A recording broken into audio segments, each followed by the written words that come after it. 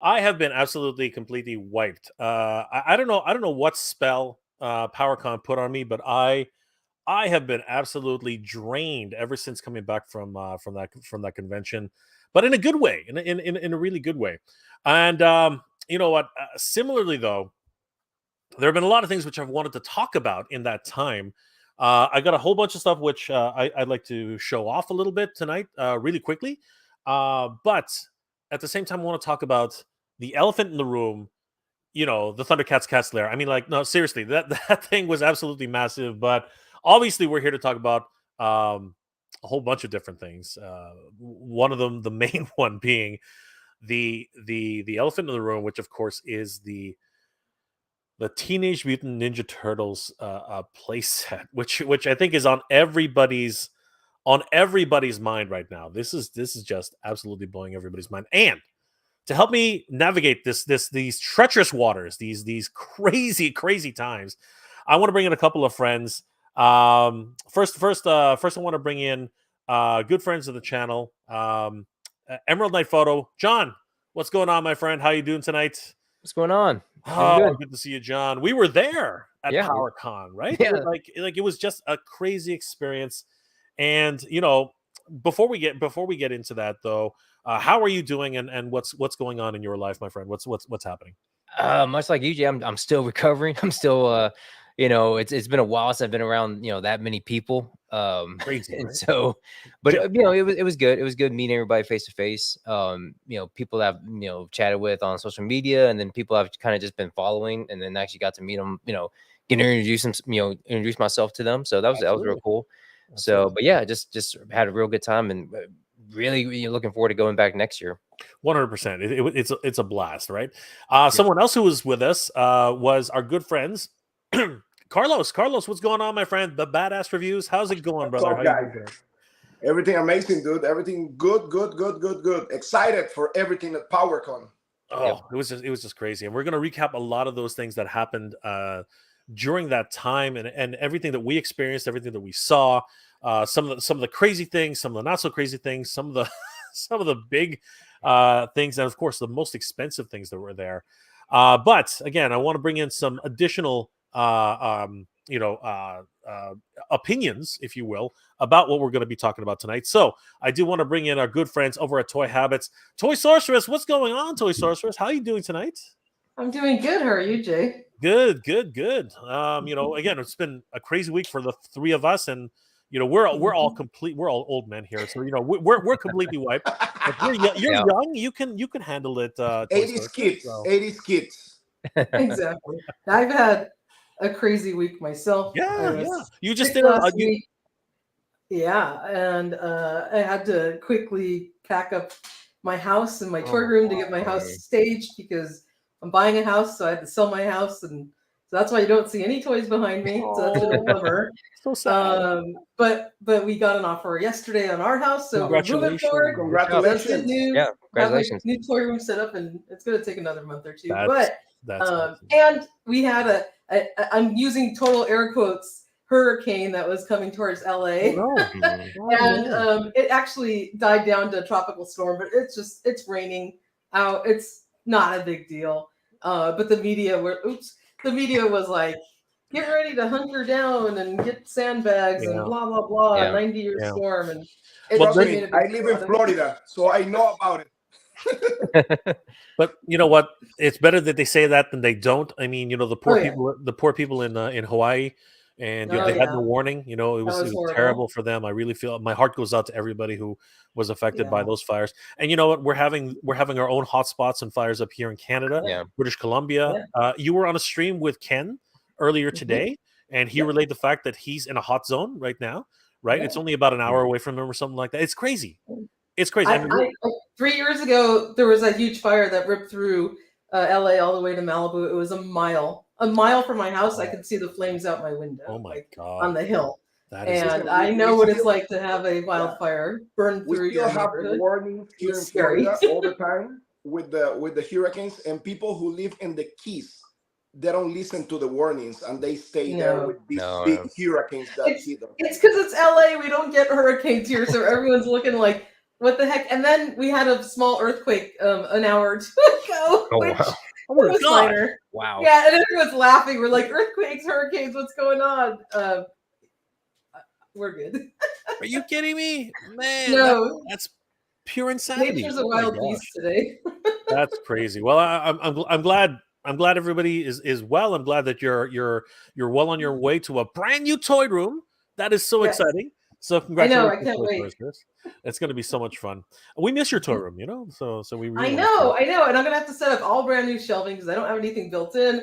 But I'm gonna have to devise something really cool for the Cat's Lair and Eternia. I have no shelving, so I'm gonna have to build all that from scratch. But it's gonna be incredible when it's done. So That's I can't going to be wait for fun. you guys. At least it gives you the time, right? So that's good. Oh yeah.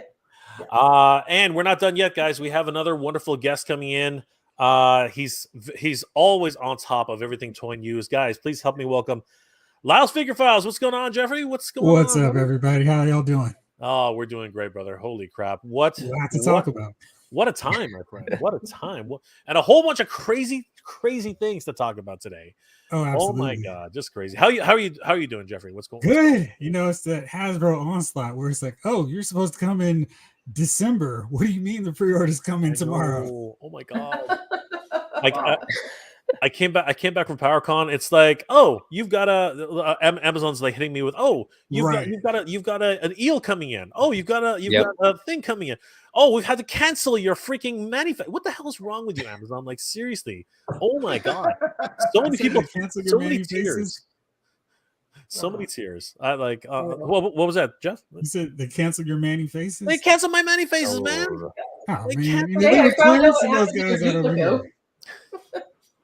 I found out what happened to your Duplico. Me too. Well, no, well, the Duplico I have you to thank for Toy Well, Social. the one I sent to you got returned back to me yesterday Get out of town. because I didn't put a good enough description on the because I put toy. Like that wasn't enough for them. What? So then I went, it got returned to sender. So I went back to the post office and I said, it's an action figure. Do you need more than that? And I said, just write Motu. And the guy looked at me like, what the heck? I'm like, it's fine, leave it.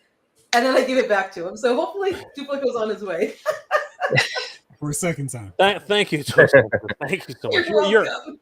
Toy Source is always so awesome, and let me pay for the shipping next time. Like because now you're. Oh my God, you're. Hey, He didn't charge me again. I was like, you and I are going to argue about that later. You and I are going to argue about that later. Anyway, we have one more surprise guest who I wasn't sure he was going to make it, but he's here. We all met up in PowerCon, and I'm so glad he's here tonight. Oz, where is he? Where'd he go? There he is. Oz, what's going on, brother? How you doing tonight? I'm doing phenomenal. I actually just got done hanging out with Skelly on the channel weekly weird, and now rolling right into the next stream because I like to do a bit of channel surfing. So yeah, Oz is the man. He's bouncing from one stream to another stream to another stream, and you know what? All of us have been streaming like crazy these last couple of weeks, but for good reason. I mean, between the Thundercats Cat's Lair, between all the releases that happened to PowerCon, I mean, some of the crazy things, like I couldn't believe. Let me ask you, like, I'm going to go around the horn really quickly right now. Can we all agree that PowerCon has become the indie central for toy collecting right now? Like so many independent collector, independent creators showing up at PowerCon and just showing off their wares. Like I was shocked, and I really wish I had more time to go over all the indie creators because there was some really great stuff. Carlos, what was your takeaway from the show as a whole? Like, what did you think about the show?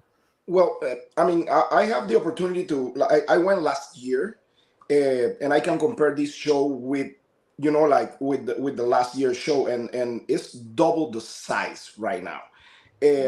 Like all the space that you saw there, and for example, for me it was totally fine. In a day and a half, I was able to see everything in every single booth. This time I was there 2 days, Friday and Saturday, with my buddy Jorge, and we couldn't do anything. I mean, aside from we were doing the interviews and stuff and talking to the creators and some toy companies and stuff like that. But the show was amazing. I mean, PowerCon become from being just like Masters of the Universe, toy convention now is like a mainstream, like where all these big companies and small companies, I mean, get there to promote their stuff. And I mean, for us, the fans, I think it's incredible. I mean, it's amazing. And on top, you have the opportunity to see all your old friends from Facebook, from YouTube, from everywhere, which is amazing. You know, like to me, that's the best experience is the people. You know, like I feel that I'm like in my house, in my neighborhood, where I can talk to people that usually we talk over social media. You know, like it's incredible. It was amazing. Absolutely. And Oz, what actually John, what was your takeaway from the whole show?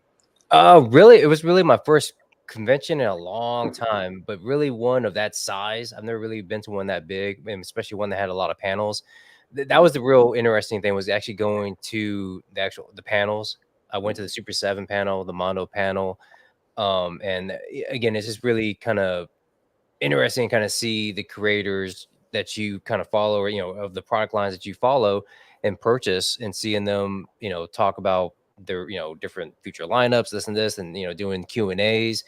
Actually, I actually did a question in Super 7, which I should have done. I should have waited for, and done a question in the Mondo panel. Jay, if you know all that deal with the way they did their Q&A. But no, it was fun. I mean, got to meet Oz, face to face, and Carlos. We were we guys I just chat all the time on Instagram and social media, and being able to see each other face to face and hang out and talk and just kind of have that one-on-one time with. But yeah, I think it was a great experience. Not as big as what I hear from San Diego Comic-Con, which could be a good thing, because San Diego Comic-Con, I think you're kind of like a sardine. You're kind of like squished in there. Whereas, PowerCon, you had enough room to kind of just, peruse all the booths, check everything out. I was there. I got in Thursday, but I went to the show Friday, Saturday, and Sunday. Sunday was pretty much just kind of just checking out the booths, checking out, seeing if I want to purchase anything, last minute. But overall, I think I was able to kind of get everything done, everything I wanted to see within those 3 days. Really, the first 2 days, but overall, I really, really enjoyable experience. Absolutely. And Oz, what was your takeaway from this? I mean, this was a quite the travel for you. I remember. I mean, everything that it took to get there was just amazing. The community getting behind me to get me this, just cannot thank you all enough for every bit the help. That was fantastic. Like John, I got there Thursday. Matter of fact, that night, spent some time walking all over Columbus, Ohio, just trying to find a place to eat because everything closed like really early. And stumbling across like some random concert that was going on, so we got a chance to hang out and enjoy a concert for a little bit while we were looking for food. But then, the actual convention started up on Friday, and waiting in the long line, because like John, it's been years since I've been to a convention, and just having experience of meeting.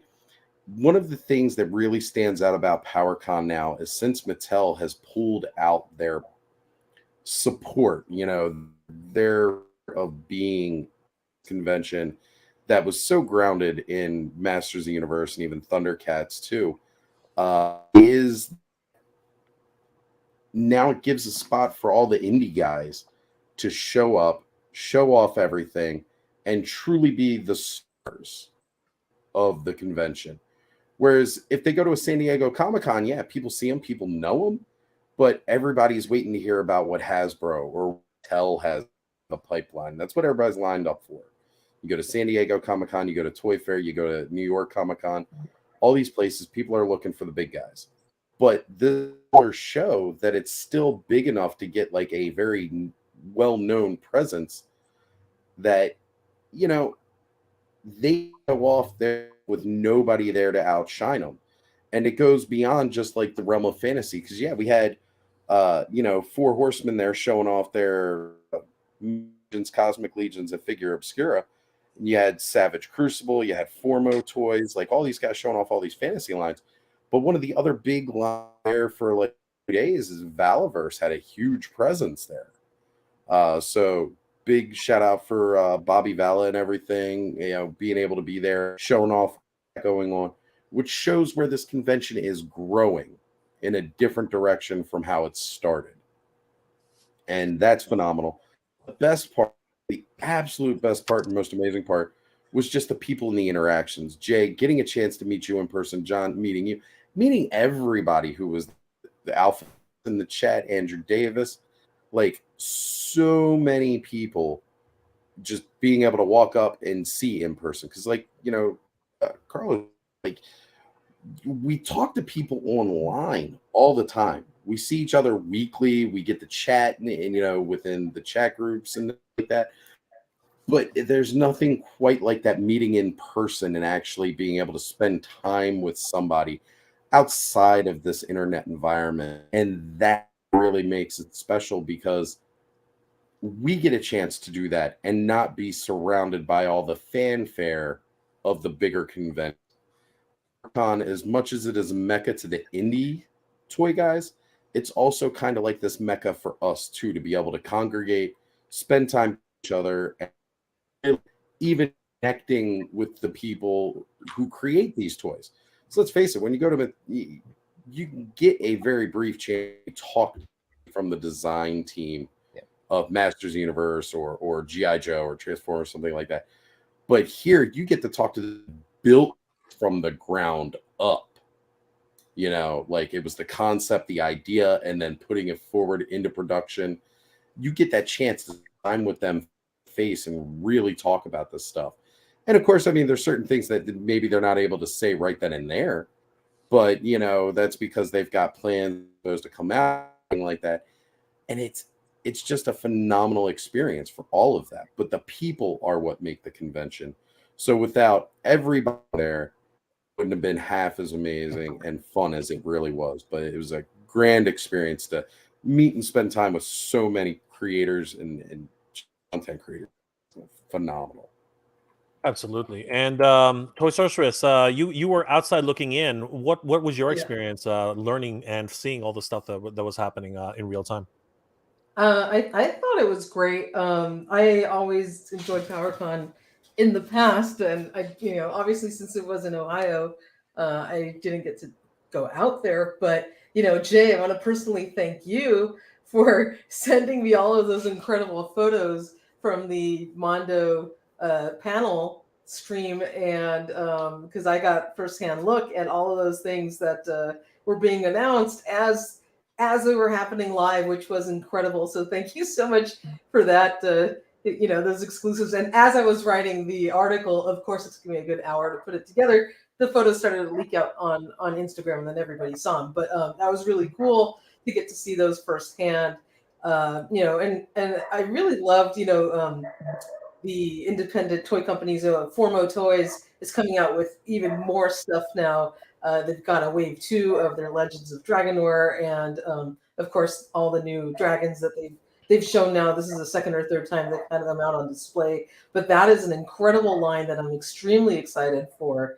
I miss the fact that PowerCon is not in Anaheim anymore, just for obviously selfish reasons, but now that it is in Ohio, it's more centralized. I think all of the independent toy companies can easily get there a little bit.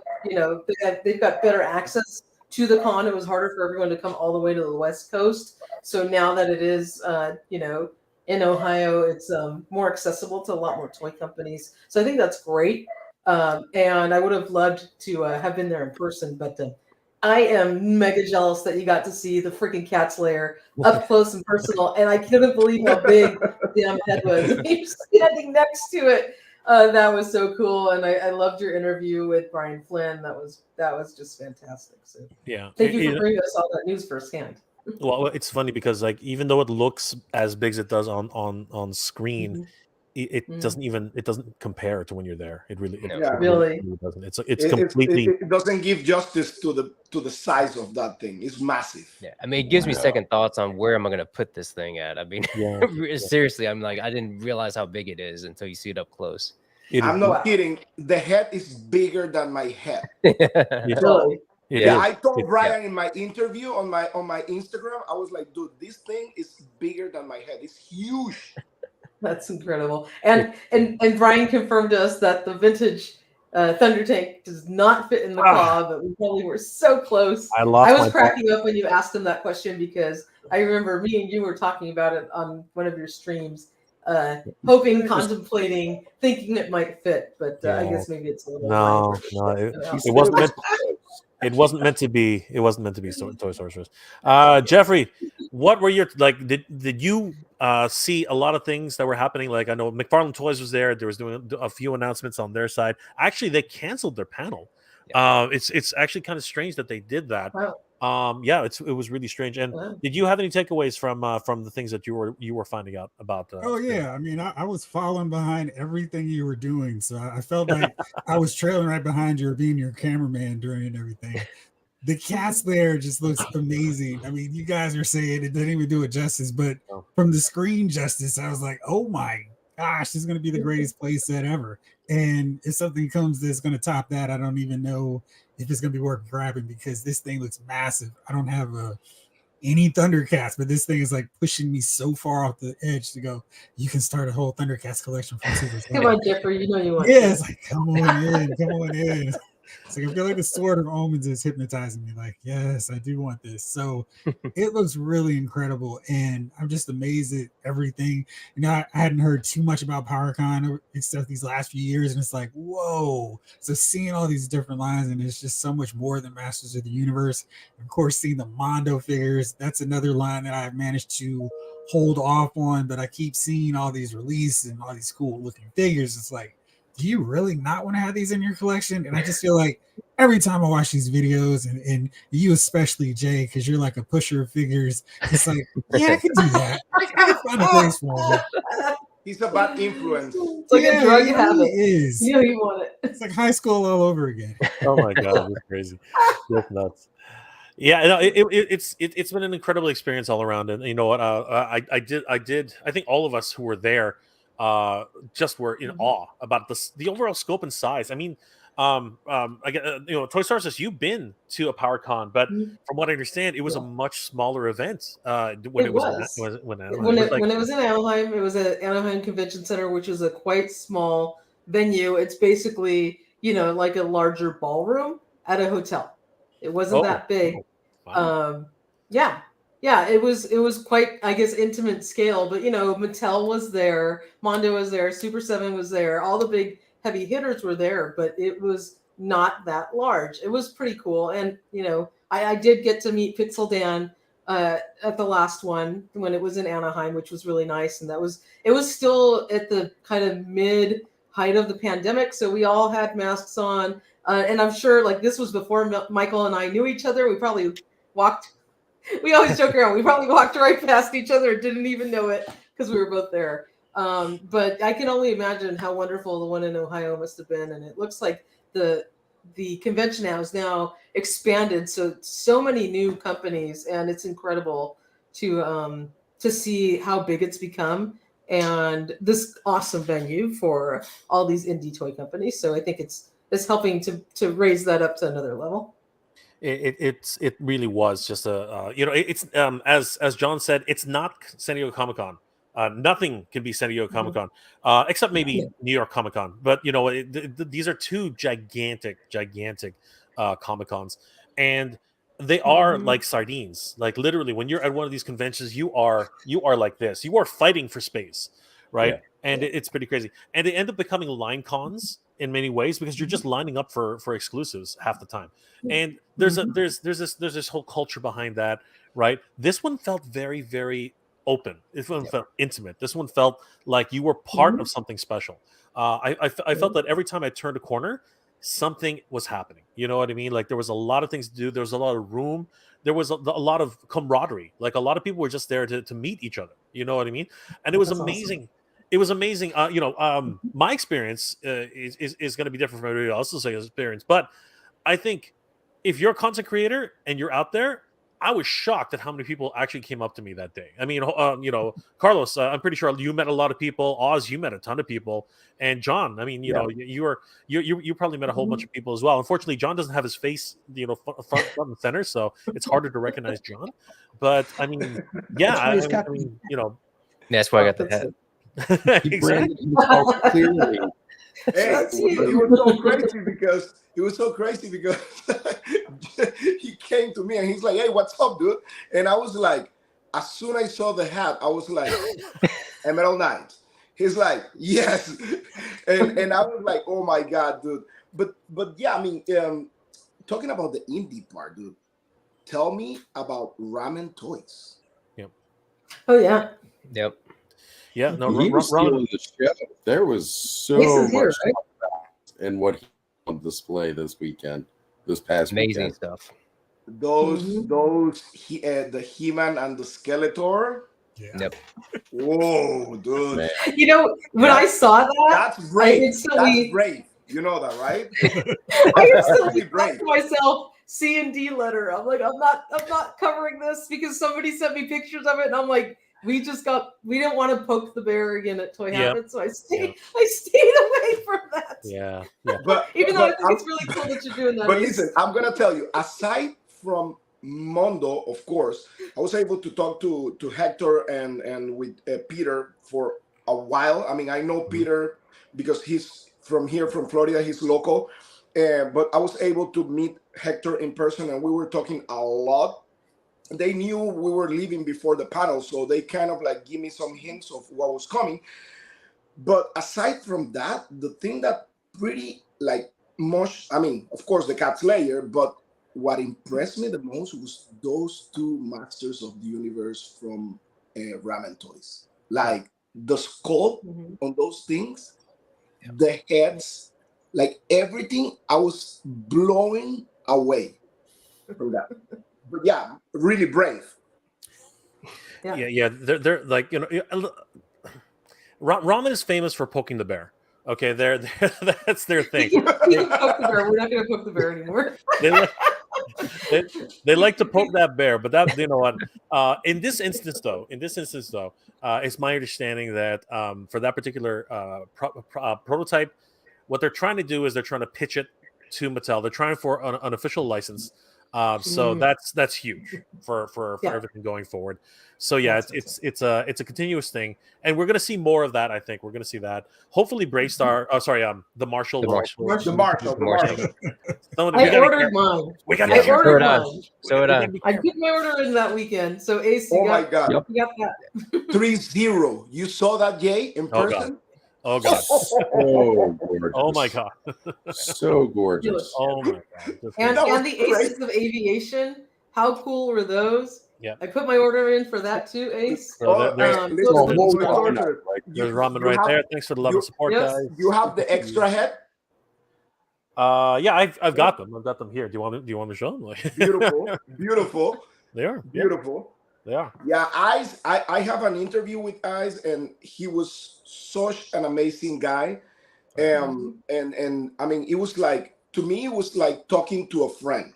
You know, like he was super like open with me, like, you know, answering all the questions I have, some doubts on this and that. But I mean, listen, such a great guy. And yes, like you say, Jay, he told me they're trying to get that license for Masters of the Universe. But I told him, listen, Hope so. with all honesty, the sculptor apparently is a guy from Argentina. But I told him, listen, this is one of the most beautiful Masters of the Universe figures I ever seen in my life in this scale. Like the face sculpts. You can, Jay, tell me about the axe on Skeletor. I mean, it's beautiful. It's beautiful. I mean, it looks like it's part cartoon, part real life. You know what I mean? That's what they were going. I think that's what they were going for. And it's even got a translucent. It's actually transparent on the inside, right? Like which is something that's never been done, right? It's just absolutely gorgeous. So yeah, I'm really looking forward to it. Yeah. I'm interested in the sculptor, the Argentinian sculptor.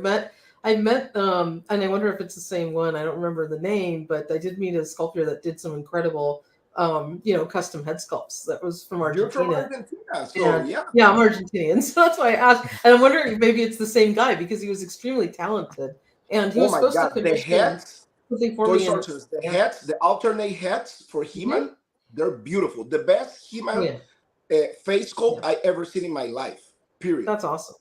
They're beautiful. That's awesome. We got a lot of people coming in from Jeffrey's channel. Stickman, good to see you. Jamlin is in the house. Good to see you, my friend.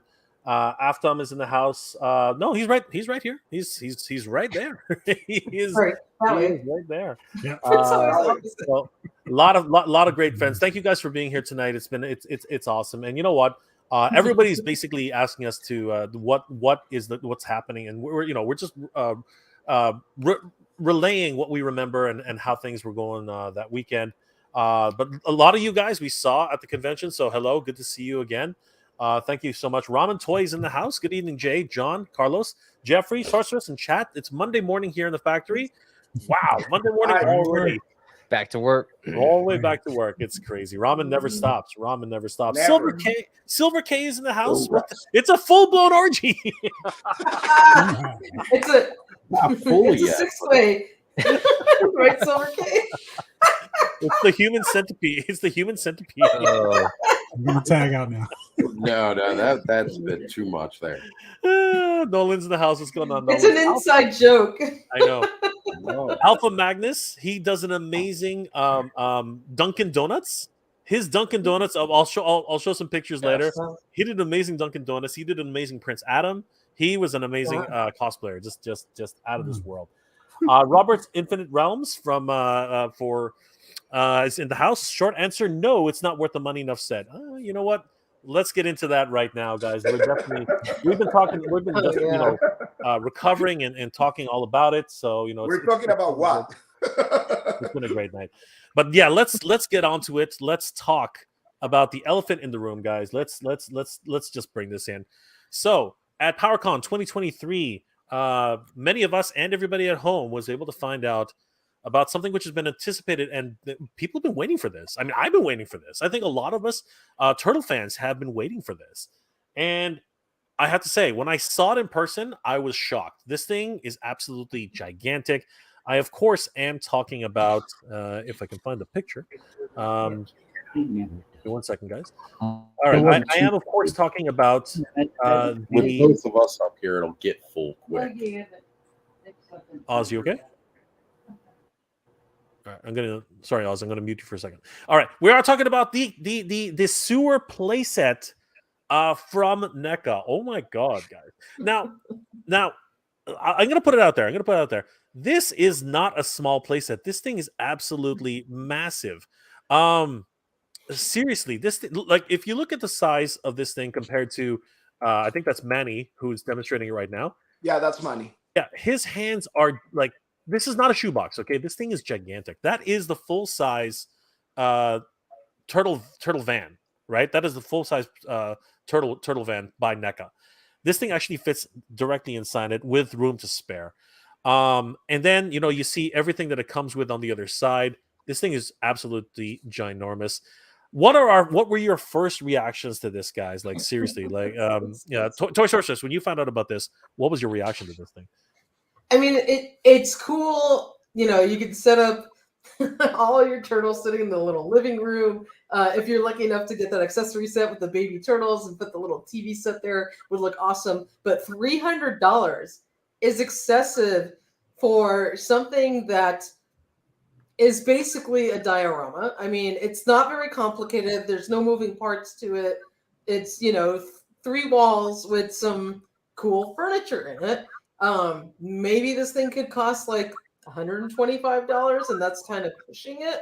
But $300 is a lot of money for this, sewer diorama set. They've done other like little city pieces and things of that nature. So it's cool that they're doing this. But I think it's just really priced a bit too high for what it is. It's very simplistic. There's not any moving parts in it whatsoever. There's no play value. It's really just a little environment. And like I joked around, I bought the Mutant Mayhem $79 sewer playset, which has incredible play features. And of course, it's for smaller figures, but and it's made for kids. But for $79, you can have a ton of fun with it. It's got all sorts of cool things to display with it. And this is a neat looking diorama, but it's $300. And that's an awful lot of money for just this piece. Yeah, Jeff, what are your thoughts on this? I mean, seriously, what are we looking at here? Like, what is this thing?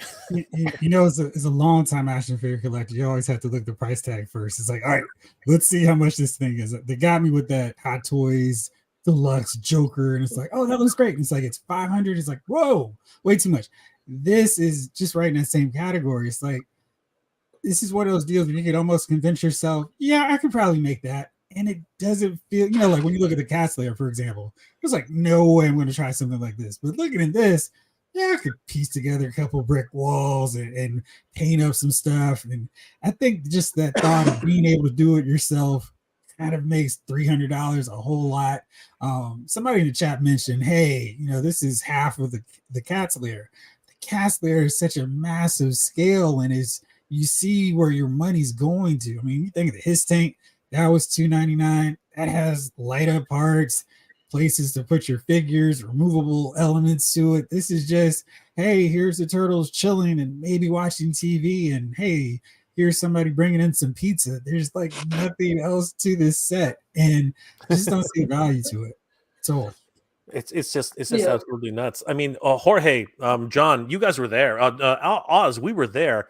This thing's massive. It really is. It's actually pretty big, but is it $399 big? Sorry, is it $299 big? Is it $299 wow factor?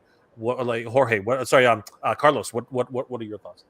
Well, man, I have some dioramas that I use to take pictures and to do my reviews on YouTube, and I have one big piece right there that a friend's did to me, and I think that's like 1, 2, 3, 6 parts, like walls with different scenarios. Like I have an alley, I have an inside building and everything. Dude, like I'm gonna be honest with you, it's a stretch. It's way too much. I mean, you just mentioned the Thunder Tank. Thunder Tank. How much was the Thunder Tank? It was I think it was $499. it's $450. $49. Yeah, Yeah. I think that's right. Yeah. Okay, so and you have this beast that has all movable parts, like such an amazing piece that doesn't fit there. I mean, the Thunder Tank is way bigger than that thing, and let me tell you, like, I mean, I think it looks cool, but at least it's not for me to spend that money. Now, people can say, oh well, but you spent $500 in a Battle Cat from Mondo, and yes, but everything depends on priorities also when you're collecting, right? Like some people may not consider that like a lot of money or anything like that, but to me, 3 pieces of wall with like Sorceress says, like just like a few furniture inside, you don't have even a TV that turned on, you know, like Yeah.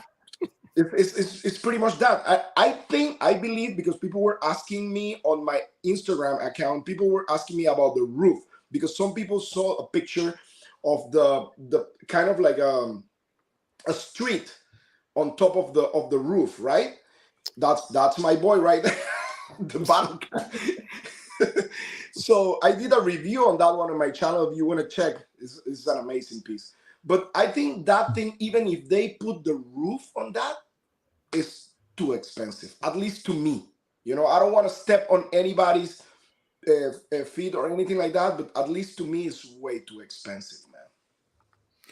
Yeah, you know, there's a lot. So that's the thing I'm talking about. That's the thing. But the worst part about this isn't even included, Carlos. This is a No? foam board. That's a foam core board. You look. Yeah, it's made out of foam Yeah. core. That's made of foam core. Oh, Somebody printed no. this. Somebody printed this. Actually, wait. No, I know exactly what this is. This is the Turtles in Disguise 4-pack. It's actually the inside. Oh, the box. It's the box in the inside. No. They cut it away from the, and they just put it on a foam core piece. Oh wow! That's all this is. I can. And you know, I thought that was part of the set. No, that's not included. Wow. You know, Jay, Big Rib said it best. You're paying $100 a wall. Yeah. There's 3 walls. Pretty much. That's crazy. this is just crazy. You know, Impossible Pie. How can a 3-story set be $115, but this is $300? Yes, you're right. You're right. The set that goes on top of that, it was how much? 150. 100 at the time. At the time, it was 115. Now it's 150. But Well, this Still a good deal. this That's more set worth here- it because you're buying like a display shelf, right? Exactly. So like And a does, layer any- display shelf too. that's justifiable. does anybody own this one? The cartoon version? Because this one's going for buco bucks right now. I think they redid that, right? Like there's a They second did. run on that. They did a realistic version. So there's a standard version which is much more realistic. It's actually for like, you know, regular street thing. This one actually has a channel 6 background. It's got the night sky. It's got for the cartoon. Okay. right, Got it. very Yeah. cartoony, right? The other one's more realistic, right? But think about this, and he's right, and they're right. This was at the time. This was $115. If we go to Big Bad Toy Store, if we go to Entertainment Earth right now, and we type in diorama, hold on, Still there? diorama. They just street dio. Yeah. Hold on. See if it'll come up. There it is. Yeah. No. Shoot. It's still only 114. Wow. Yeah, I got mine on pre-order right now. Yeah, That's that's a great value. That Yeah. is that is cheap. And look at the feel size you of that thing. Yeah. That's a kick in the I'm gonna have teeth. to get one of those Yeah. for I'm my more- turtle display now that I have no shelves. Yeah. The one Guys, dollar. I think it's too much. I mean, if you put that side to side compared to this one, I mean, dude, come on. Yeah. I feel Yeah. you get a lot more option with this display than you do with the other ones too, because you can also put the figure in, so like they're poking out the window and stuff like that when you got this display. Oh, you have More an options. inside part that you can put figures. Yeah. Yeah. On the other side, yeah, they can be facing like outside the window.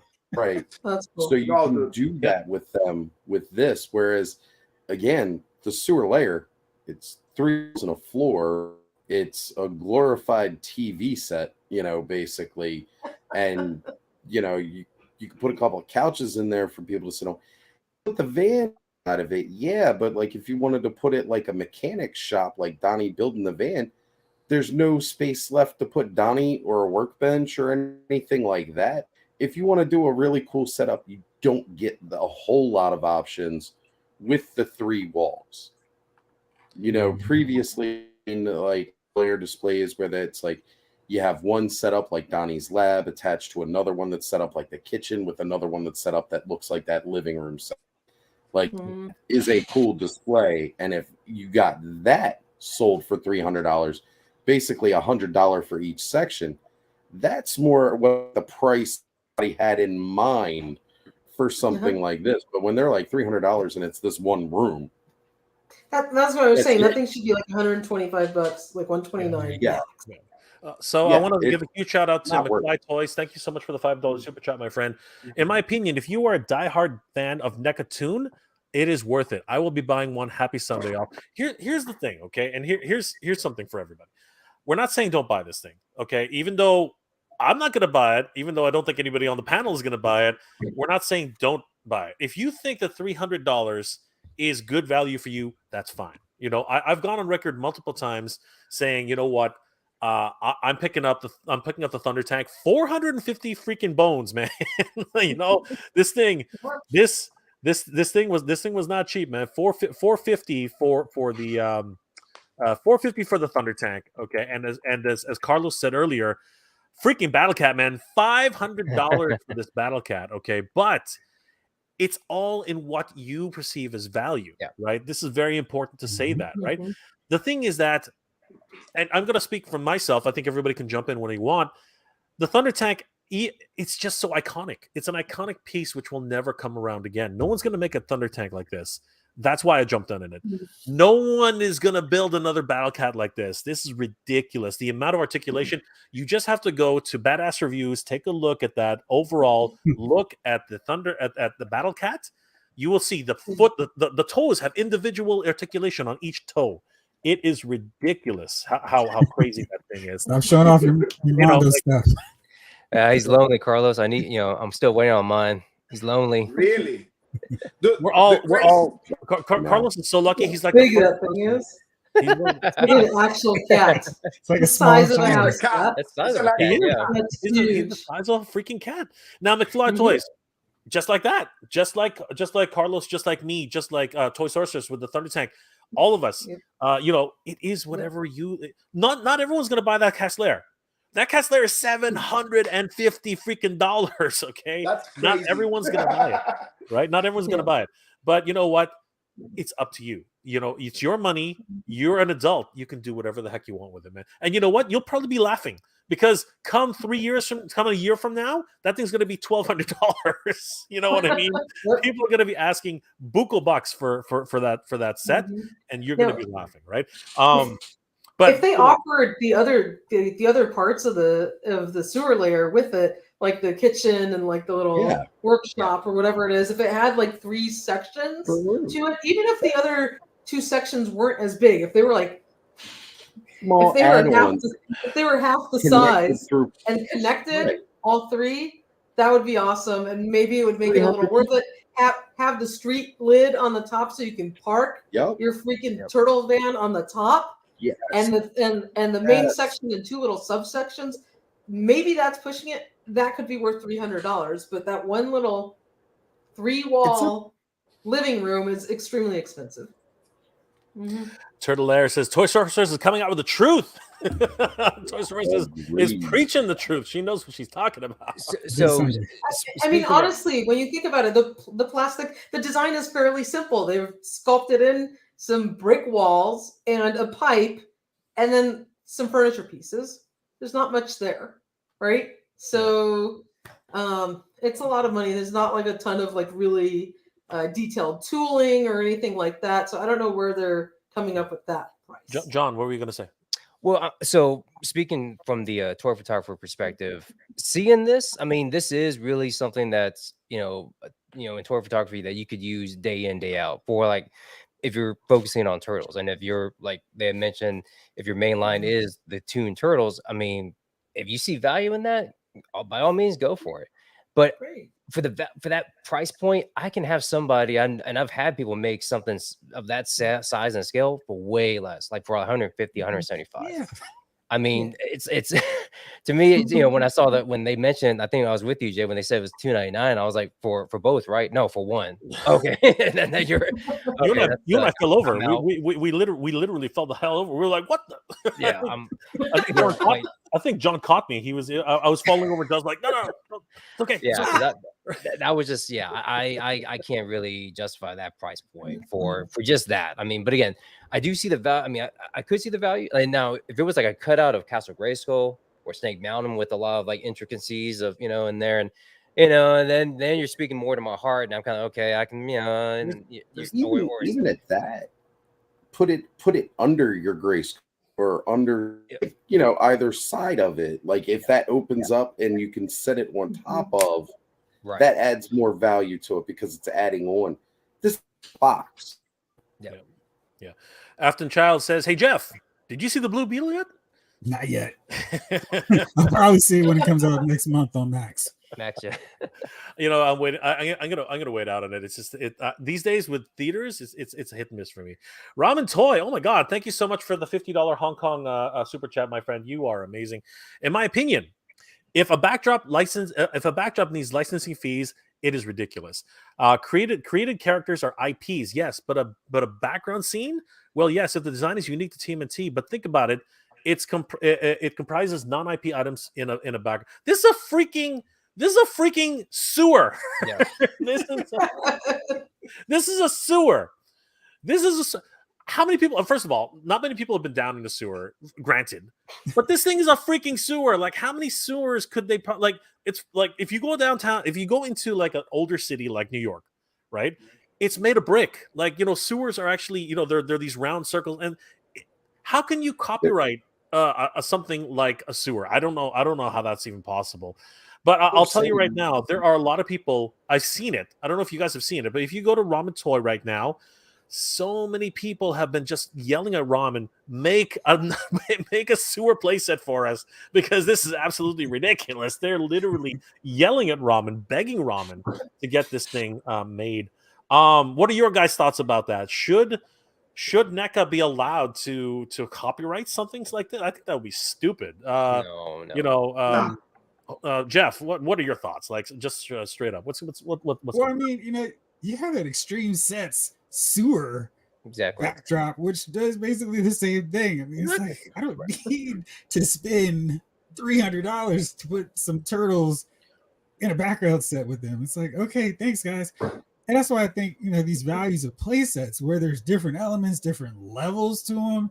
It's like, cool, that's more, but just something that's one level where they're not even there's no interaction, there's no doors to open for them to come in and out, and it's just there.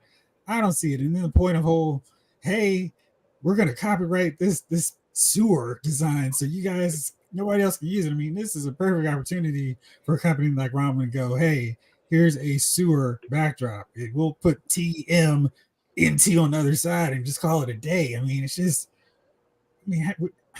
weird. I think we could all have fun with some backgrounds, and some companies try to take a little bit more, grease the wheels, try to be like, hey, let's see if we can go 300 for this set.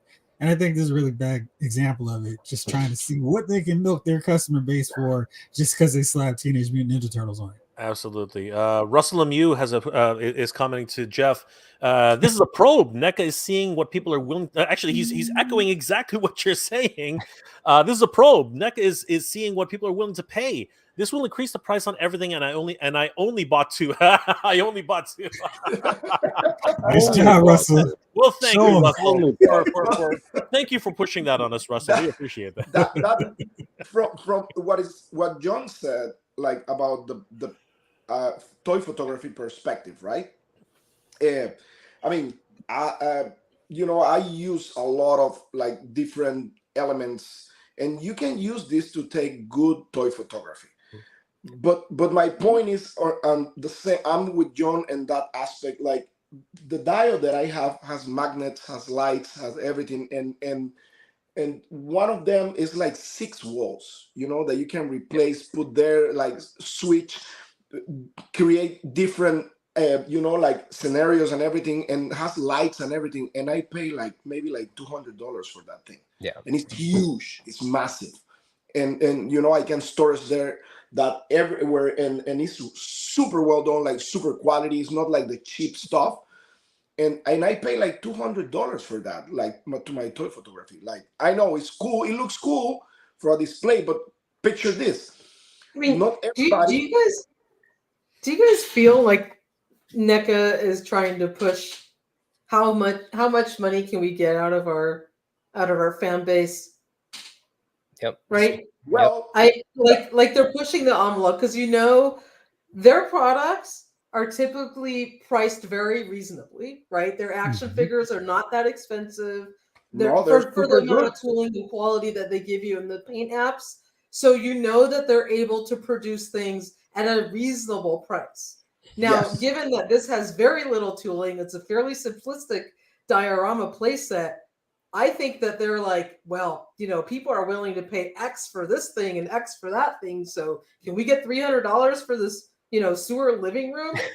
That's how I feel like they're trying to kind of play the fan base and see how much money they can get out of us. Because it honest to God, like that thing does not cost them whatever their profit margin and all of that stuff has to be. There's no way that $300 is the price they need to sell it for to justify making it. I highly doubt it. Knowing the way that they can build things, I don't think so. But I mean, you could 3D print a lot of that stuff too, and it just wouldn't cost nowhere near amount. I mean, absolutely. Yeah. Are you kidding me? Did you see the detail on that crusty old sofa? That's like $150 value right there. Absolutely. We'll get Aaron. We'll get Pains to make one. They're like, hey, if Jay is paying $600 for the Cats layer, he can pay $300 for this, right? Well, especially since he got 2. I mean, once again, I don't disagree with you, Carlo, but at the same time, it's just one of these things. It's subjective at the end of the day, right?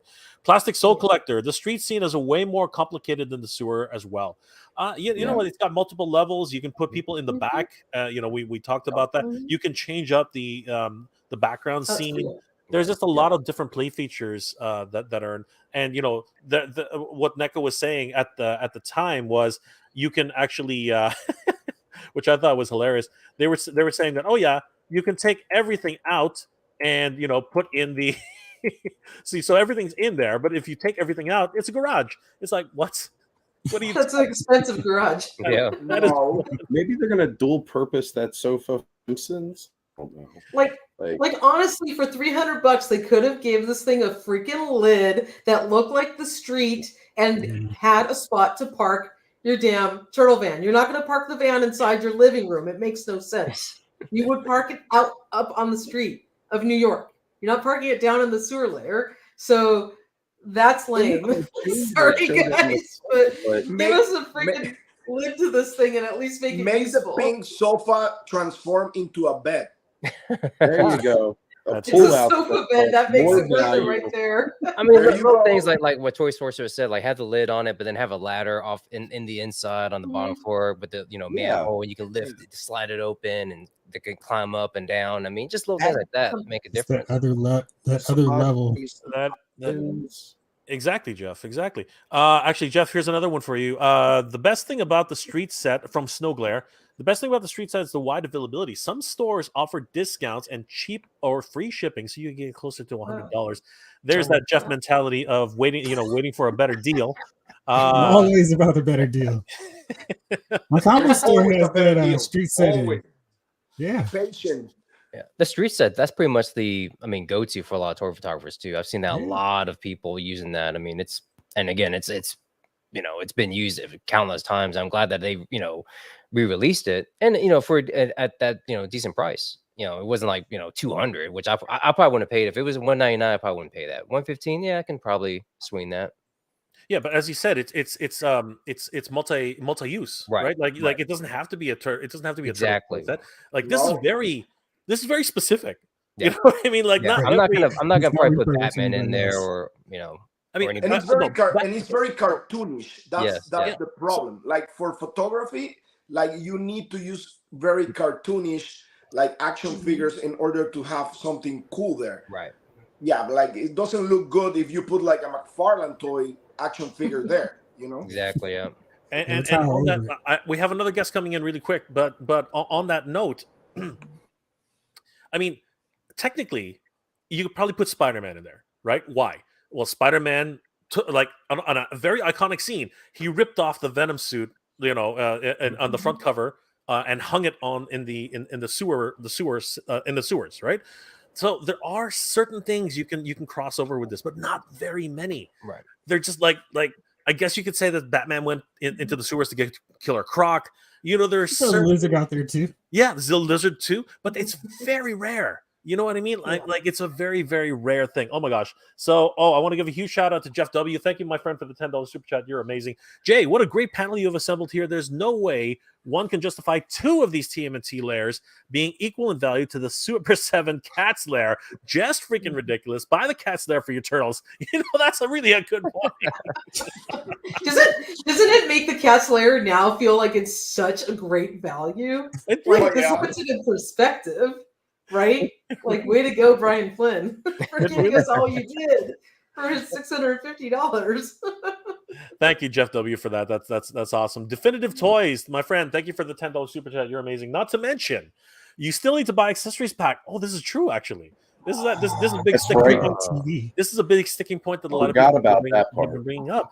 You still need to buy the accessories pack. Donatello's lab and all the other parts are yet to be released. You're probably looking close to $1,000. All in on the set.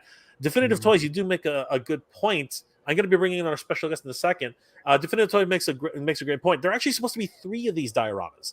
There's going to be the living room set that we see right now. There's going to be the kitchen set that's going to be released later this year, and then there's going to be the training room set. Arguably, the training room set is the one with the biggest value. It's got punching bags, it's got weapons racks, it's got a whole bunch of different features. This one, as nice as it is, as Definitive Toy says, it's no surprise that they did this. I mean, this is exactly their modus operandi.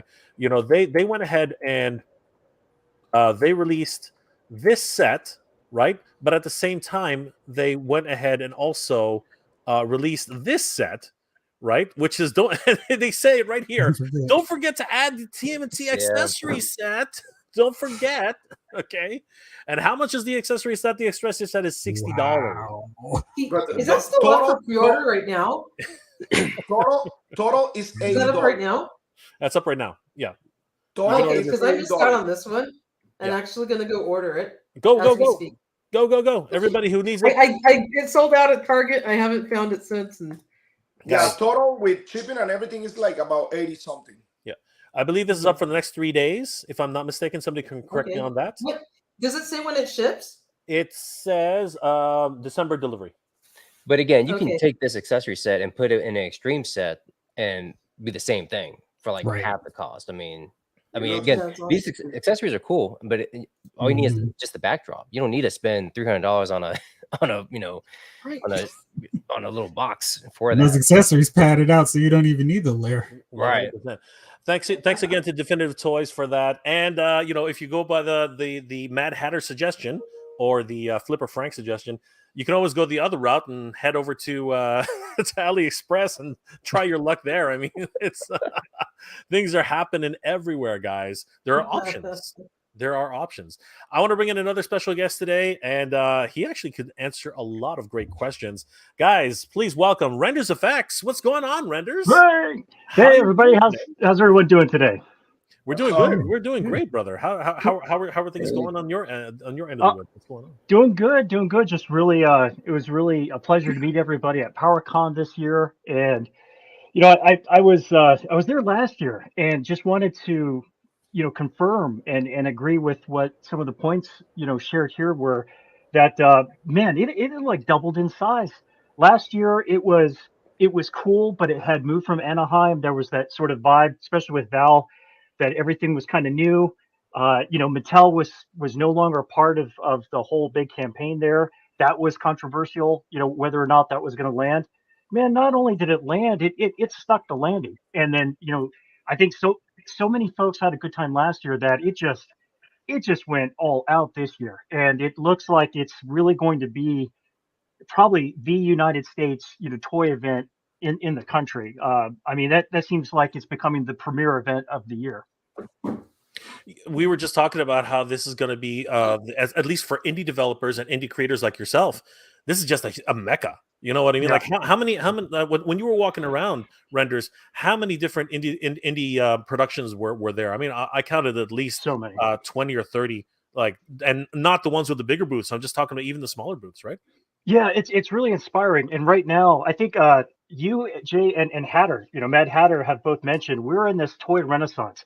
You've got folks like Ramen Toy that are, frankly, they're inspiring people to see what you can go do, right?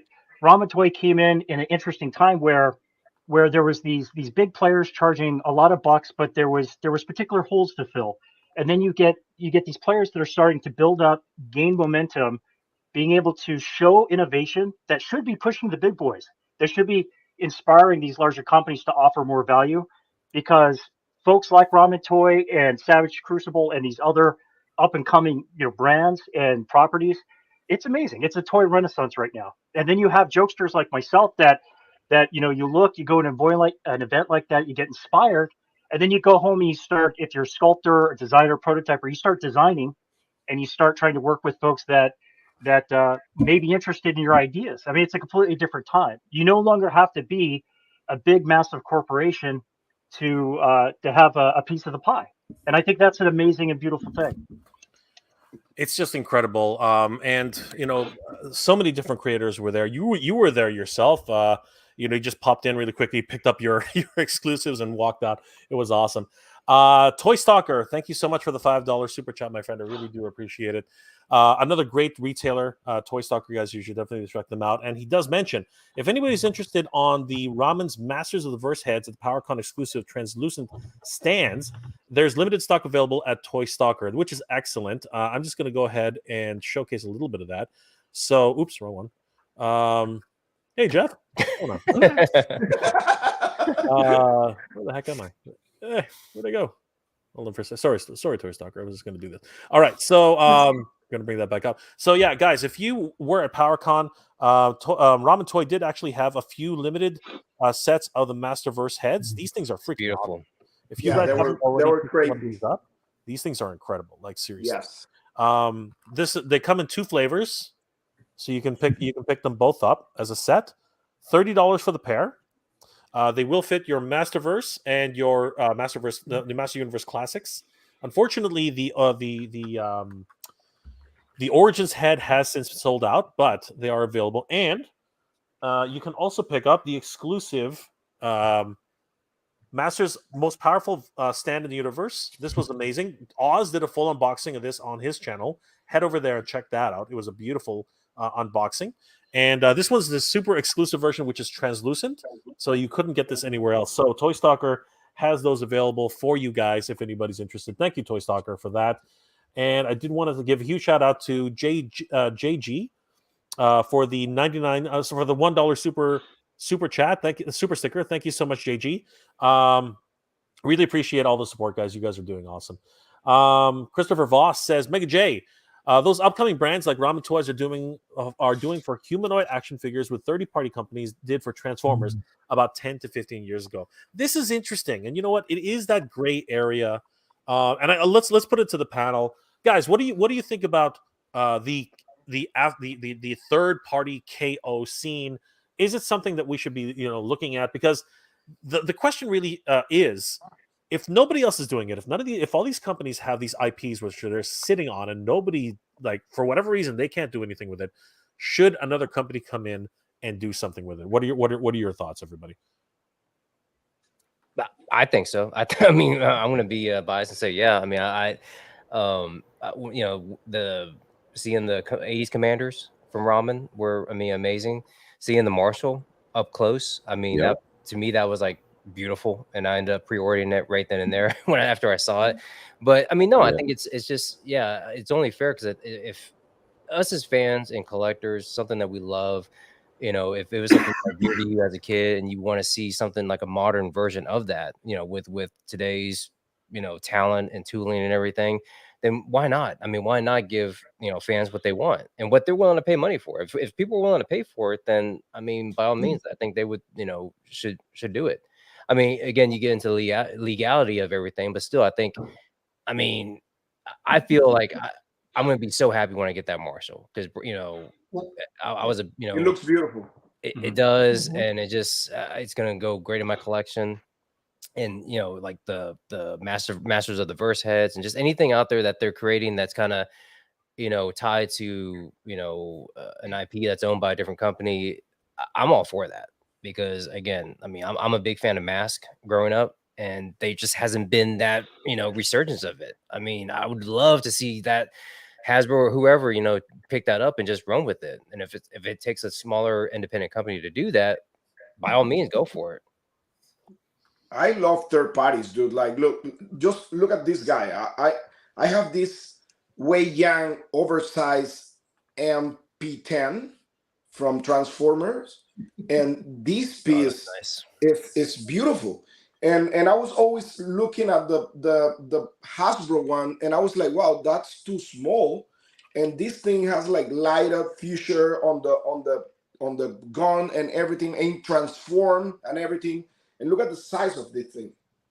Wow, that's amazing. Like and the quality is incredible. Third parties, dude. Why Seems not? like that's where the quality usually is a lot better too with third parties. Yep. Why not? I love what Ramen Toys is doing. Absolutely. Used to be back.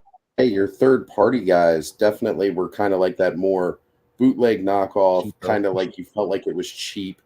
But they've grown so much, and there are a lot of IPs that the big companies are sitting on because they fell out of favor years ago, and there's no presence of them now, so they don't think people will buy it.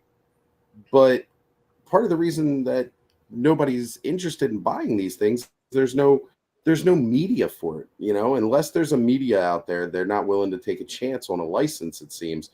But instead, they just sit on it. There's a lot of IPs, stuff, Riders, Exo Squad, like all these really great toys from late 80s going into the 90s that you don't see. And honestly, if third parties are the guys who are willing to make it happen for us, then I'm all for it, because I'm tired of big boys to, they got to shit or get off the pot. Hey, ramen Yeah. toys with visionaries. Yeah. Yeah. Spiral Zone, Bionic 6. Yeah, I'll throw this out there. There are organizations or smaller, players or smaller companies or upstarts that are starting to occur. It looks like in the market, but also keep in mind that the heavy hitters, your Mattel, your Hasbro, their legal teams are highly focused. For instance, won't name names here, but there's an organization or a smaller company that did amazing work on some backdrops that were great. They were fairly priced. They were ambiguous. They just played out we won't say who, but they just put out a very, it was a very ambiguous, definitely not something that you would think would be licensed. Just let's say a background, a play set, just a backdrop. And they were pursued. They were pursued by some of the big dogs, by some of the big players. And it didn't seem fair. It didn't even seem logical. But just wanted to say that it's when you hear some of the very experienced concerns coming from some of these other shops, it's because they've learned it the hard way. They've gotten a cease and desist. They've been challenged. So you do have folks like Ace who are pretty brilliant about it. They're thinking they don't want to be offensive. They just want to. When people ask me about Ramen Toy, I always say, going to PowerCon this year, one of the reasons was to meet Ace. One of the reasons was to shake hands with Jay, and to pick up these things. Yes, absolutely. But those folks, they just want to make cool things. They want to make cool products and do it in a cool way. They just want to make things and offer them to the public, but they are pursued, they are challenged. So it is tricky. So I think I've become a little bit more educated on how much of a challenge it is for these smaller players to go out there, make something innovative, but not catch the heat of the big players out there with the big legal teams, because it's real. They'll come after you, and they have, and they will. So it's a tricky thing, I think, to be innovative, to make something that the fans want, but not offend or challenge those big legal entities. But also perhaps, I think, with this new master set that Ramen Toy put out there, maybe inspire them to work with them. I think that was a brilliant move, because it's a high quality, all the positive feedback that was received. Sculpting was top notch. The articulation looked great. There's a flood of press coming in for this stuff. And that is really how Sideshow got started with their action figures. They didn't have the license to start with. They were making some pretty amazing things on the action figure market. And then the licensors, the IPs, came to them and they negotiated. And I really hope that's the case for Ramen. Ramen Toy, thank you for the $50 Hong Kong dollar super chat. We are more than happy to pay for license, but it has to be proportional to the size of sales. Warner Brothers needs us to pay 6 figures USD royalties for Silverhawks after the Super 7 fiasco. Wow. Wow, that's astronomical. Oh my god, that's just crazy. Holy crap. I mean, like, how can any toy company expect to survive when they have to pony up that kind of cash? That's just insane. And I know, after working with several, like, I've worked with Disney, and I've worked with at the time it was Lucasfilm, now they're the same entity, and I know what the licensing requirements are for many companies. So yeah, that's crazy. That's crazy kinds of money. And again, the worst part about that is that's like a certain region of the world. That's not even worldwide. You actually have to pay that for only Hong Kong or whatever, right? That's not actually the whole world. That's what really is sad about this whole situation. Afton Child says, I want to see Jada Toys do a Legend of Zelda Breath of the Wild and Hyrule Warriors and the Tears of the Kingdom. Actually, you know what, guys? What are your thoughts on Jada? Jada's really shaking things up right now. I think Jada is in a really good position to do some great work. What's everybody's thoughts on Jada? Their Street Fighter line is incredible. It's I have amazing. one figure so far. I got Ryu, and he is so well articulated. The detail on him is awesome. That's the one right there. And There you go. and the price point, what was it, like $20, $25? Yeah. Yeah, 20, Is incredible. 20, And I can't wait for the other waves. I mean, they're gonna do Ken, they're gonna do M Bison, they're gonna do Guile. They've got them all. It's like I want the whole set. I'm chasing Chong Li right now. Yeah. Oh yeah. Jay is on right now between what they're doing with Street Fighter. They've got some other video game licensing. You know, they got the Mega Man coming out that looks Mega gorgeous. Man looks beautiful. Just They've got Jay these. was over the moon on those, right? oh yeah, of course I am. Yeah, I'm all in with No, Mega Man. hello, why would that be? Why would I be upset? Why would I be obsessed with Mega Man? I mean, you know, what right? Jamelin, no, not really. We're just discussing, you know, all the options that are out there, right? And it just so happened that Ramen is a company who's doing things, and people are asking Ramen.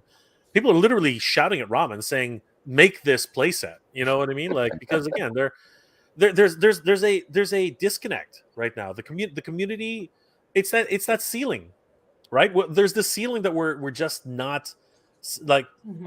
People just have perceived value for certain things. I mean, it didn't work with the Engine of Vengeance. It just didn't work, right? Yeah. There are a lot of people who wanted it.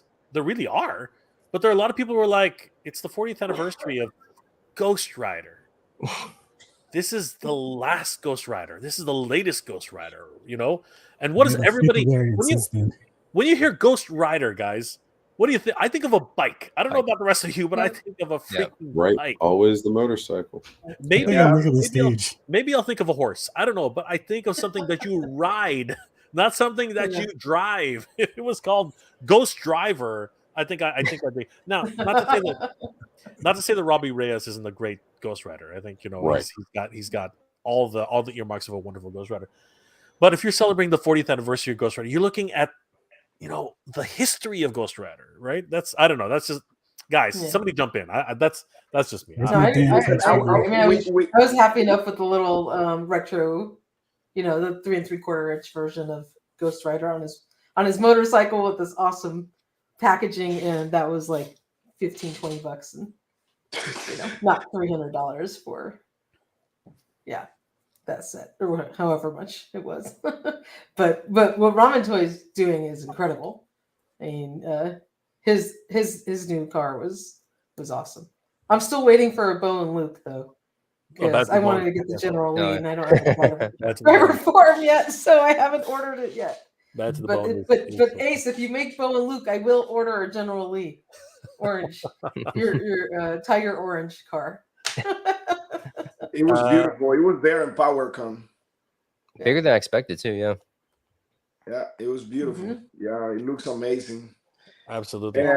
And also, man, talking about PowerCon, dude. Tell me about Mondo, dude. Tell me about Mondo. Okay, Oz unfortunately had to go, guys, but thanks, Oz. We guys, definitely check out Oz Tremendous Toys on YouTube.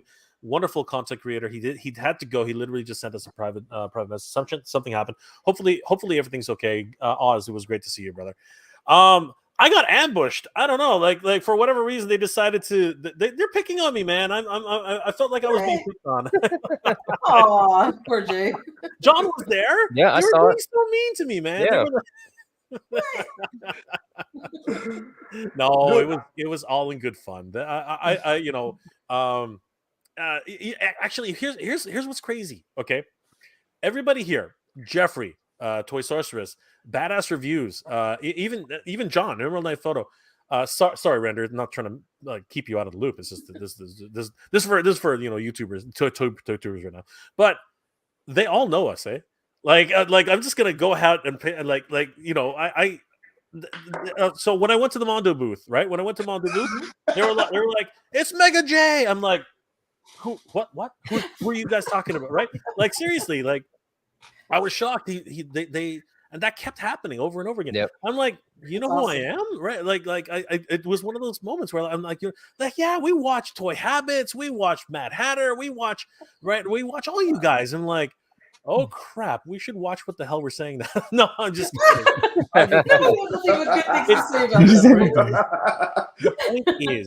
The point is, what I'm trying to say really is, if you make good content, if you actually have a voice, and you know what, they pay attention, right? This is what they do. And you know what, Jeffrey, you're making waves. Toy Sources, you're making waves. Badass Reviews is making waves. I mean, Badass Reviews just had the Thundercat, the cat, the Battle Cat before anybody else, and got a review out the same day.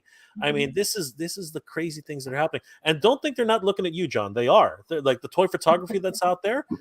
Renders, you got to watch out, because some of the things no, I'm just kidding. But no, I'm serious. It was one of those surreal moments where people were like, I would go up to a place, and I would so what Carlos is saying.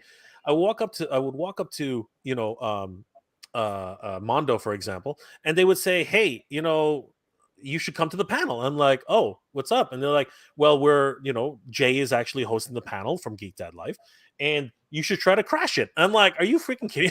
They were that's what they were saying. It's like, you should crash the panel. You should make a scene. And I'm like, are you kidding me? Right. But they ambushed me instead. They were pointing at me. They were it was a lot of fun. It really was. It was just like, it felt like a lot of different communities coming together, and the companies are and again, Mondo's not the biggest company in the world, but they are doing big things. You know what I mean?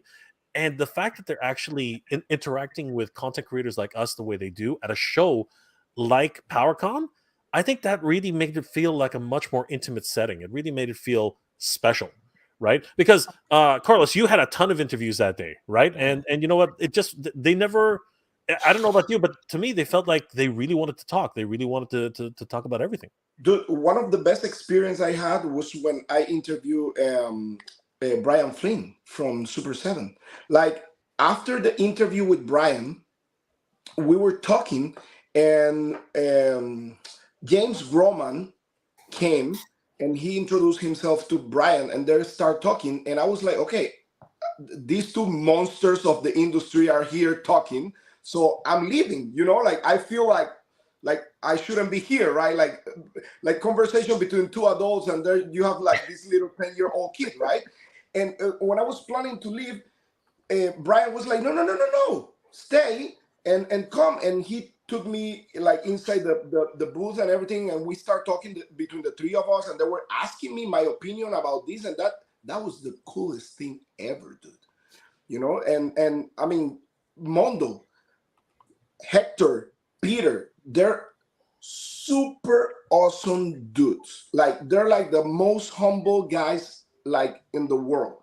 And like you said, Mondo is not the biggest company, but they're doing big things. Like, they're like Rolls Royce. You know what I'm saying? Like, it's not like a Toyota company, but they're doing big things, and dude, I mean, I took Robo to the Mondo booth, and I introduced to the guys, and Robo was like, I don't want to see those toys. And I was like, dude, they have a Flock Panther. And he's like, damn, why? Dude, it was hilarious. Oh my God, what'd you guys think of the retro vinyl Scareglow, the 15-inch that they announced? Yeah. How cool was that? Like, oh my God. God. That's just... Listen, they announced also the figure. They're gonna release like a Scareglow that is gonna go with the horse. Yeah. So Nightmare. that's insane. Absolutely. Ramatoy, thank you for the $25 super chat, my friend. Jada Toys has gone from diecast vehicles to character license and action figures. So yes, the future is very, very bright for Jada products. Yeah. Absolutely. Yeah, they're big time into cars. Yeah. The Scareglow figure, it's a soft vinyl figure, but I think they might have limited articulation. I'm not really sure what. But that's cool. That's why I got out of it. It goes with the retro 5 POA, 1980s original version of Scareglow in this awesome, huge, scale. Which to me, it's totally fine. If that's all he moves, I'd be super happy with him. They're gonna do a 1/6 that goes with the horse too. Yeah. Yeah. They're gonna do one that goes with A it. new one. Yeah, that's 100%. good. I like the I like the inner glowing skeleton. I like the translucency of the figure. You know, That's crazy. everything about it is like a home run, right? How much is gonna be? Did they tell something about that in the I don't think they gave pricing. Toys R Us, do you remember? I don't think they gave any pricing. I don't No, think they didn't give No, any not pricing. not on those yet. No. no Mm-mm. pricing from what I remember. Yeah. I wonder what the sky sled's gonna be. Oh God, you know what? They're gonna start doing vehicles. Like, oh my Oh my God, God. But I And don't it's think it's gonna all be that. I don't it's think it's gonna all be like tools. Battle There's no Cat stickers No. on I there. mean, it's like No, no. he's got a ride on this, right? He's Yeah, got a ride on exactly. it. It's smaller than Battle Cat. It's only like if you look at a Sky Sled with Prince Adam for Origins, you know, it's Mhm. it's not really the size. I think it's going to be like maybe 250, like much like a figure. Mm. I think That's it's going to be Yeah. along those lines. It's Yeah. crazy. Randall Gazik says once again, isn't this made to order product, a modified crowdfunded project with no cheers? I don't think it's. I know. Basically, you have 3 days to order the Yeah. sewer, right? You have. So let me bring it back up for a second. You have 3 days. You have 3 days to. And Raman asked me to do this anyway. So you have 3 days to order this sewer playset. Okay, you have 3 days to order it. So it's time edition. It's a time like that's very much what it's like. It's going to be a timed edition, okay. And whatever orders they make in those 3 days, that's all they're going to produce. So when you think about it, and this is very, and here's something that's very important. They could probably sell four or 500 of these, and they'll be fine. At $300 a shot, I think if they sell about 500 of these, they'll be okay. You know what I mean? Because how big could the MOQ be on one of these things? Like these things are gigantic. Like you know what I mean? They're huge. Jay, Like oh, you know, Jay, what? Sorry, go ahead. Go ahead. oh, sorry, buddy. I just want to throw out there while we're looking at it, the sculptor for this playset, his name is he goes by Zilu. I think on That's right. Instagram, Zilu 1984, That's right. and he's an amazing NECA sculptor who really focuses on. He has a really strong approach on like cartoon oriented sculpture work. But what's really cool about his work and a couple other sculptors when we were talking about Mondo, I just want to throw it out there, is that a lot of these sculptors for these shops that are, I mean, NECA's pretty big at this point, of course, but a lot of these sculptors started out as people that were, they would make customs. They were sculpting custom heads, and then their career kind of, they got attention from that arena, which was really neat. And Zilu, I think he's from the UK, but he did a fantastic job. I know that the cost, there's a lot of significant sticker shock on this thing, but from an artistic point of view, from a sculptural point of view, I will throw it to, I'll hand it to NECA. The attention to detail on, if you take that diorama and you look at the actual TMNT 80s cartoon, that's what they specialize in, man. It's like that one-to-one. So they've got the license and they make really good use of it in that regard. They're looking at screen stills, they're looking at reference photos, and they're doing an amazing, attention to detail. I think is really NECA's forte when it comes to leveraging their IP. And they did it beautifully here. And I think a lot of, very few people I think are looking at it who are TMNT 80s fans and saying, I don't understand this. It's certainly the price, though. I think for every fan out there, the natural gut reaction is this price is uncomfortable. It just doesn't feel right. And now that it's known that it's a limited scope sale, perhaps that makes more sense. They anticipate it not being it's not like it's going to retail or anything like Yeah. that. That maybe that lends itself towards the cost. We all know that tooling anything, that classics Castle Grayskull, when the Four Horsemen sculpted that, Eric Treadaway sculpted that by hand. Mattel sent them like this plastic chassis to tool that thing. Was I think upwards to like, it was a couple $100,000 to get that thing tooled, like 300-400 grand. So just that was what, 10 years ago, 10 years ago or so. So something of decent size. I definitely understand that tooling can be expensive, but I wanted to not, I wanted to highlight the artists in this regard, that a lot of good artistry there, beautiful work. It's a one-to-one with the, it really looks beautifully one-to-one with the cartoon environment. If I had to be critical, not of the art, but of the what you get for what you pay, it really should include all the bells and whistles at that price point. If you have to pursue the TV and some other key components on a separate pack. Now, granted, that pack is still pretty readily available, but it's not cheap either. And granted, you get 4 small articulated to a point figures with that to a point. it just doesn't feel good, you know. And that seems to be the thing, is that diehard fans are probably going to get this, and there's nothing wrong with that. But the price doesn't. It just seemed like they missed the mark. It just doesn't feel comfortable. No, and I totally agree. And this is, of course, Zelu1984 on Instagram. Guys, definitely check him out. As Render Effects has said, he's an incredible sculptor and painter. And he got noticed by NECA after he did an amazing rendition of April from their TMNT line.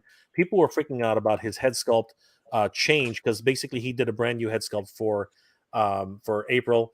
And then he ended up starting doing so much more work with NECA proper. I mean, he painted Wolverine here, right? He did all of these amazing custom Batman the Animated Series figures. I mean, these have never been released, but these are all his original creations.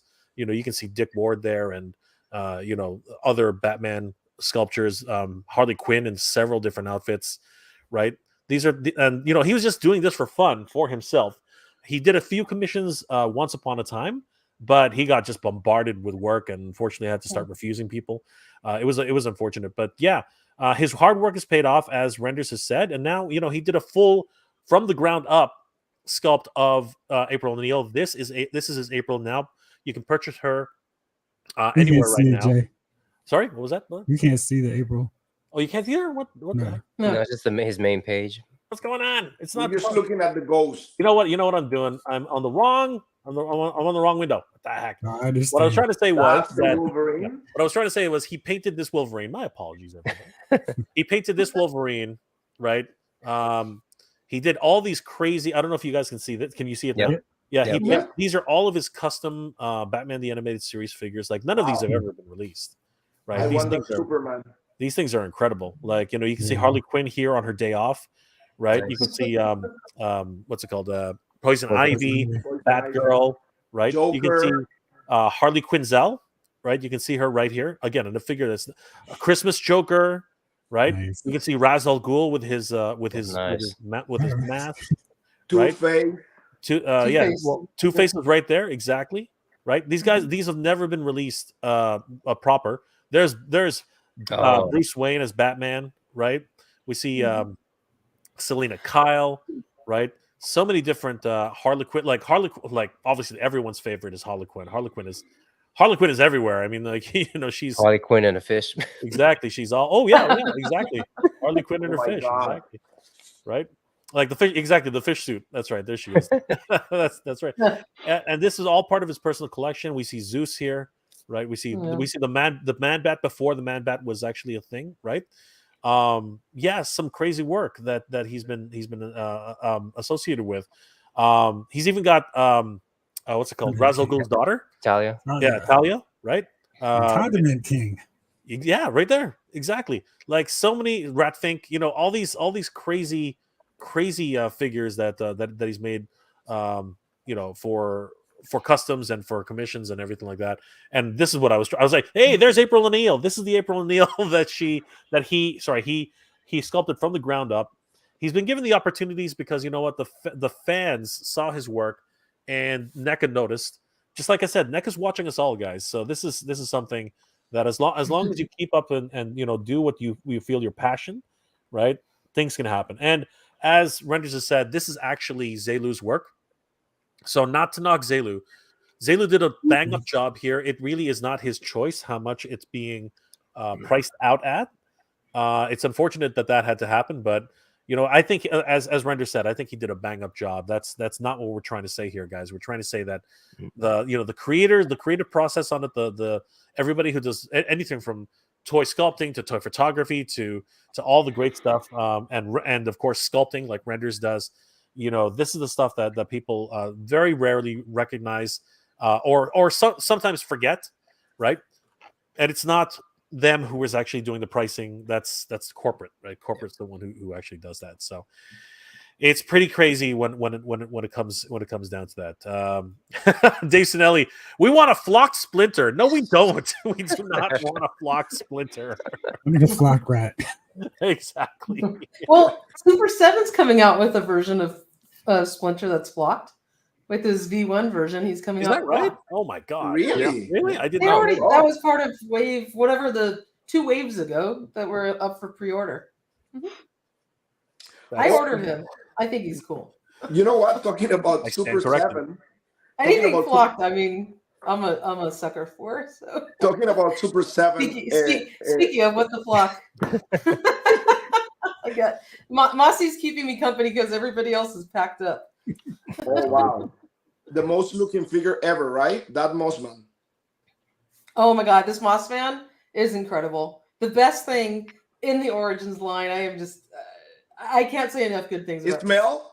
Moss Man. He Ismail? is just worth every penny. I know he's a $40 like Origins pine? figure, but totally worth it. Does he smell, Toy Sorceress? He did smell when I first got him. And now his smell's pretty much dissipated. That's just But he had a very light. Gotta get some pine trees around him. Yeah, I mean, I took him out. I had to live stream actually yesterday from the park. Me and Michael when we were on because they were having an open house at my house. I got kicked out because of the inclement weather today, and actually Mossman was with me. If you haven't checked out that episode, we were in the park together.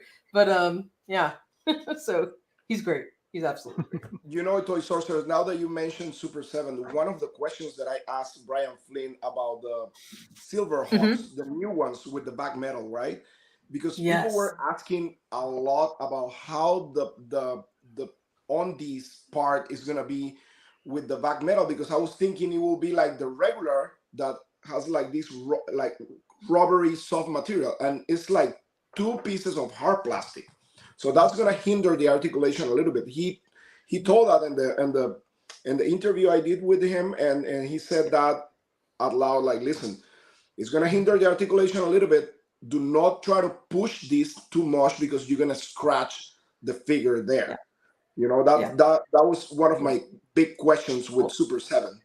I mean, he can't change, chemical structures of stuff. Yeah. So vac metal is made to stick to certain types of plastic. Exactly. And when it does, it makes it rigid, right? So you can't really change that fact.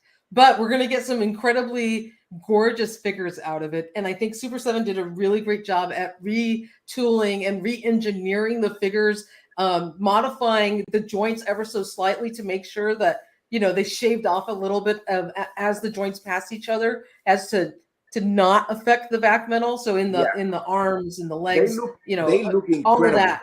It's incredible what he did.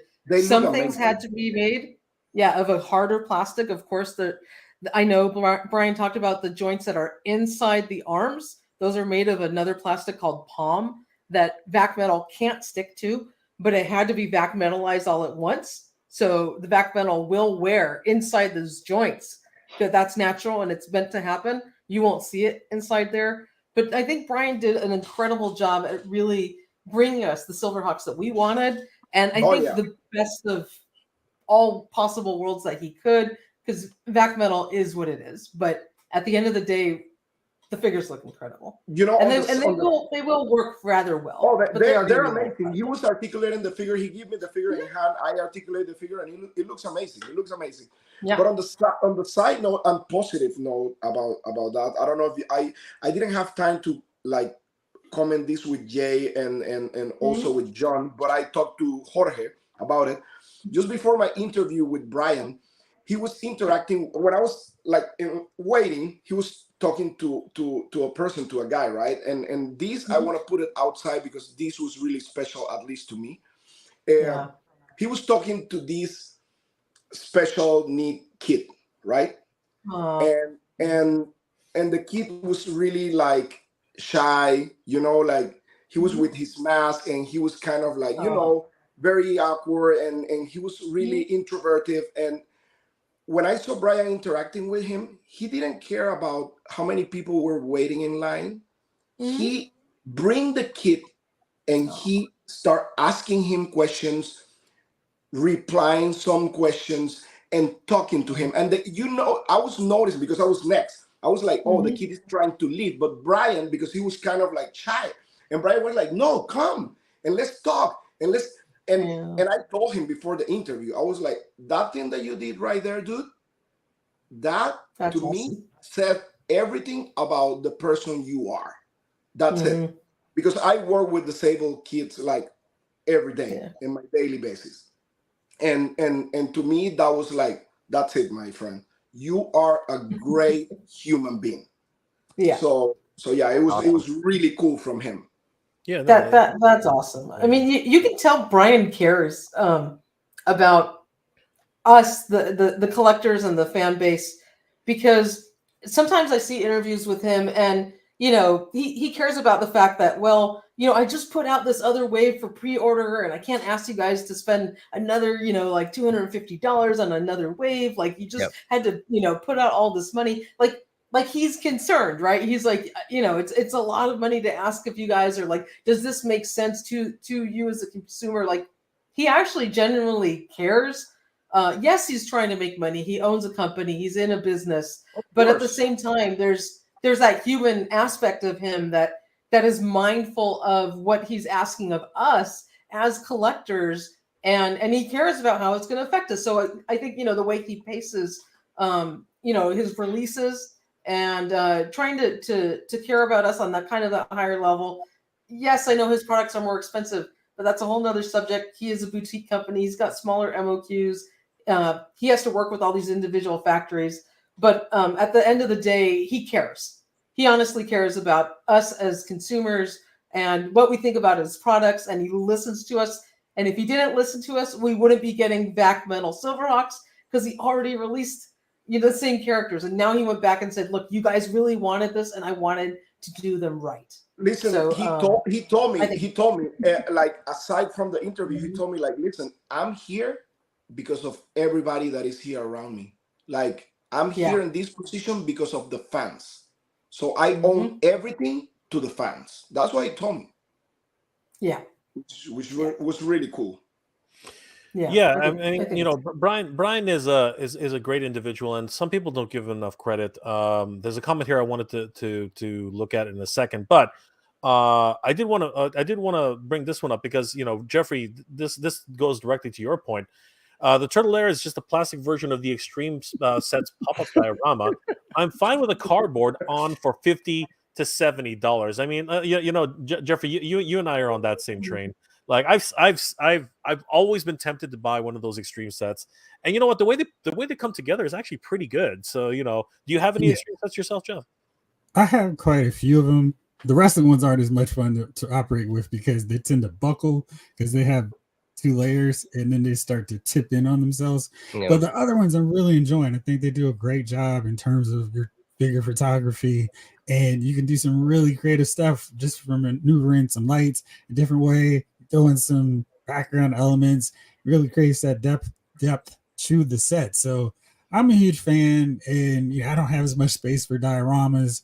Those work perfectly for what I need for that, especially from my figure photography. Wookie Sausage follows up with the McFarlane 66 set, Bat Cave, Wayne Manor, Villain's Lair. They're like $30 each, and I doubt the production cost is much higher than the TMNT sewer. You know what? That's a tough call. That's a tough call. They're very different things, and you know what? One is in Walmart and Target and a whole lot of other places, and NECA seems to be doing this one on their own. What's everybody's take on this whole idea that NECA is actually doing this on themselves? And is that the problem? Is it the same situation where because it's not a retail, this is the reason why the price is so high? Is that actually justification for what they're doing right now? They're not gonna get some of these sets out for their prices. I mean, their stuff is too big to make it to retail. I mean, what's the biggest place that we've seen lately actually hit retail? And they're doing well above and beyond in terms of the scale and scope for what we're getting from those McFarlane 66 figures. They're kind of smaller anyway, but we're getting like a library, we're getting a boat, and that's the extent of it. But, Thundertake is not going to work on that at Target. That's going to take up every shelf there. I just picked up the TMNT Mutant Mayhem Sewer Lair playset. That thing's big. It's in a big box. It was on the bottom shelf at Target. Bought it super easy. So they could do it if they wanted to. That's all I gotta say. I mean, the box was as big as probably like Snake Mountain or something like that. Maybe a little as big as a shoebox. But well, in a box, it's 3 walls and a bottom and some furniture. It would not be that big if you just clipped it together. I mean, So it could fit on a retail shelf. Toys R Us. We're the Netflix Castle Grayskull, right? I mean, did you pick that up? I didn't, but I did see it at Target. It's gigantic. $99, and it's huge. The box It's is huge. huge. It is huge. massive.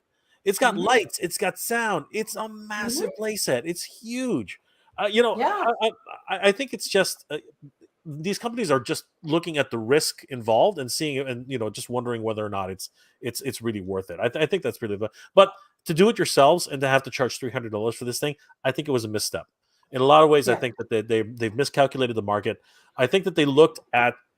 Make no mistake. I think that after the success of the Cat's Lair, I think they were like, maybe we can try $300 on this thing. I mean, they're just as a lot of people have said earlier. I think they're just testing the waters to find out what sticks. You know what I mean? If it's going to actually be too hot or if it's going to be too cold. It's right? sliding off. Yeah, and Jay, I'll share this on the official NECA official Instagram page where they posted the 3-week open pre-order. Starts at the NECA store. There's a litany of comments there where the tide has sort of turned. They've built. I mean, NECA's built a tremendous lot of goodwill in the past, and then there was some. They always had beautiful sculpts and beautiful looking product, but then there was a period of time where the plastic was a little brittle. They really came out of that, and they've done stellar work, built a ton of goodwill, and so it's really telling when they post something. Generally, it's a lot of positive feedback because they've earned it. Not saying that the product doesn't look good, but the feedback on their own Instagram posting is pretty brutal. There's a lot of chit chatter where people are not happy, and it's that weird natural feeling. When you look at the new layer for Thundercats, I mean it's all when you see that thing in person, it's amazing, and your jaw drops, and you're inspired to do whatever it takes to get the thing. I felt that way with the Super 7 Snake Mountain. It sits behind me right there. That's a passion piece. I love that thing. I love that Brian got that across the table. It was insane to do it. He did it, and I thank him for it. This particular thing, though, it just the natural gut reaction is very telling, and you can see it right there on the posting. Yeah, I mean, we're seeing comments like, and there are some diehard NECA fans in here. I mean, like this one's a good one. Adding to the high price complaints, NECA, I love you, but I can't wrap my head around the price. I feel lucky to be able to afford it, but I'm not going to buy it because I really would feel FOMO ripped off. Accessories sets an extra feeling like gouging. I was so excited, but when another company put out, see all the recent comic legions, Dragonfly HasLab feels incredibly underwhelming, said to pass, but I just can't do it. I mean, like there are a lot of comments like that. I mean, some people are taking the advantage, just saying stuff like, and you know what, to their credit, they haven't deleted these because, we got Kraken Customs here. I'll be making these at half price if anybody's interested. I mean, some people are like, talk about entrepreneuring, like they're literally just like again, to their credit, because a lot of people have been saying earlier this week that they're deleting comments. So far, I haven't seen any deleted comments, to be perfectly honest with you. Well, would you? I mean, yeah. Oh, exactly. Yeah. Okay. You got me, Jeff. You got me. Would you see any deleted comics? You got me there, Jeff. I mean, how many units you think they're gonna end up selling? Here's, you know what? I don't want to be the negative.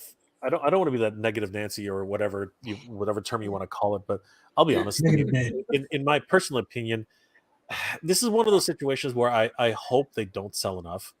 I just don't want these companies.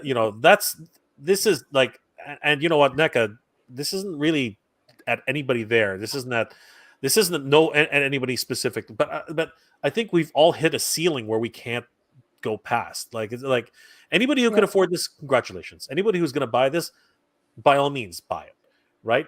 But I'm really hoping that it's just they hit their minimum the MOQ, and they realize this is not really profitable for us. Like we made our money back. There's money to be had here, but maybe if we drop the price by $100 or $150 or $170, we'll sell more of these things. You know what I mean? That's what I'm hoping. 200. That's what I'm hoping. I don't know about 200. I don't think that, the first diorama was 115. You know what I mean? So again, I'm not encouraging anybody not to buy this. That's not what I'm saying. What I'm saying is I'm hoping that the sales won't be as good as they hope, because I'm hoping that they're thinking this is going to be a home run. I'm hoping that they realize this is not going to be a home run, and they should really reconsider their pricing strategy for something like this.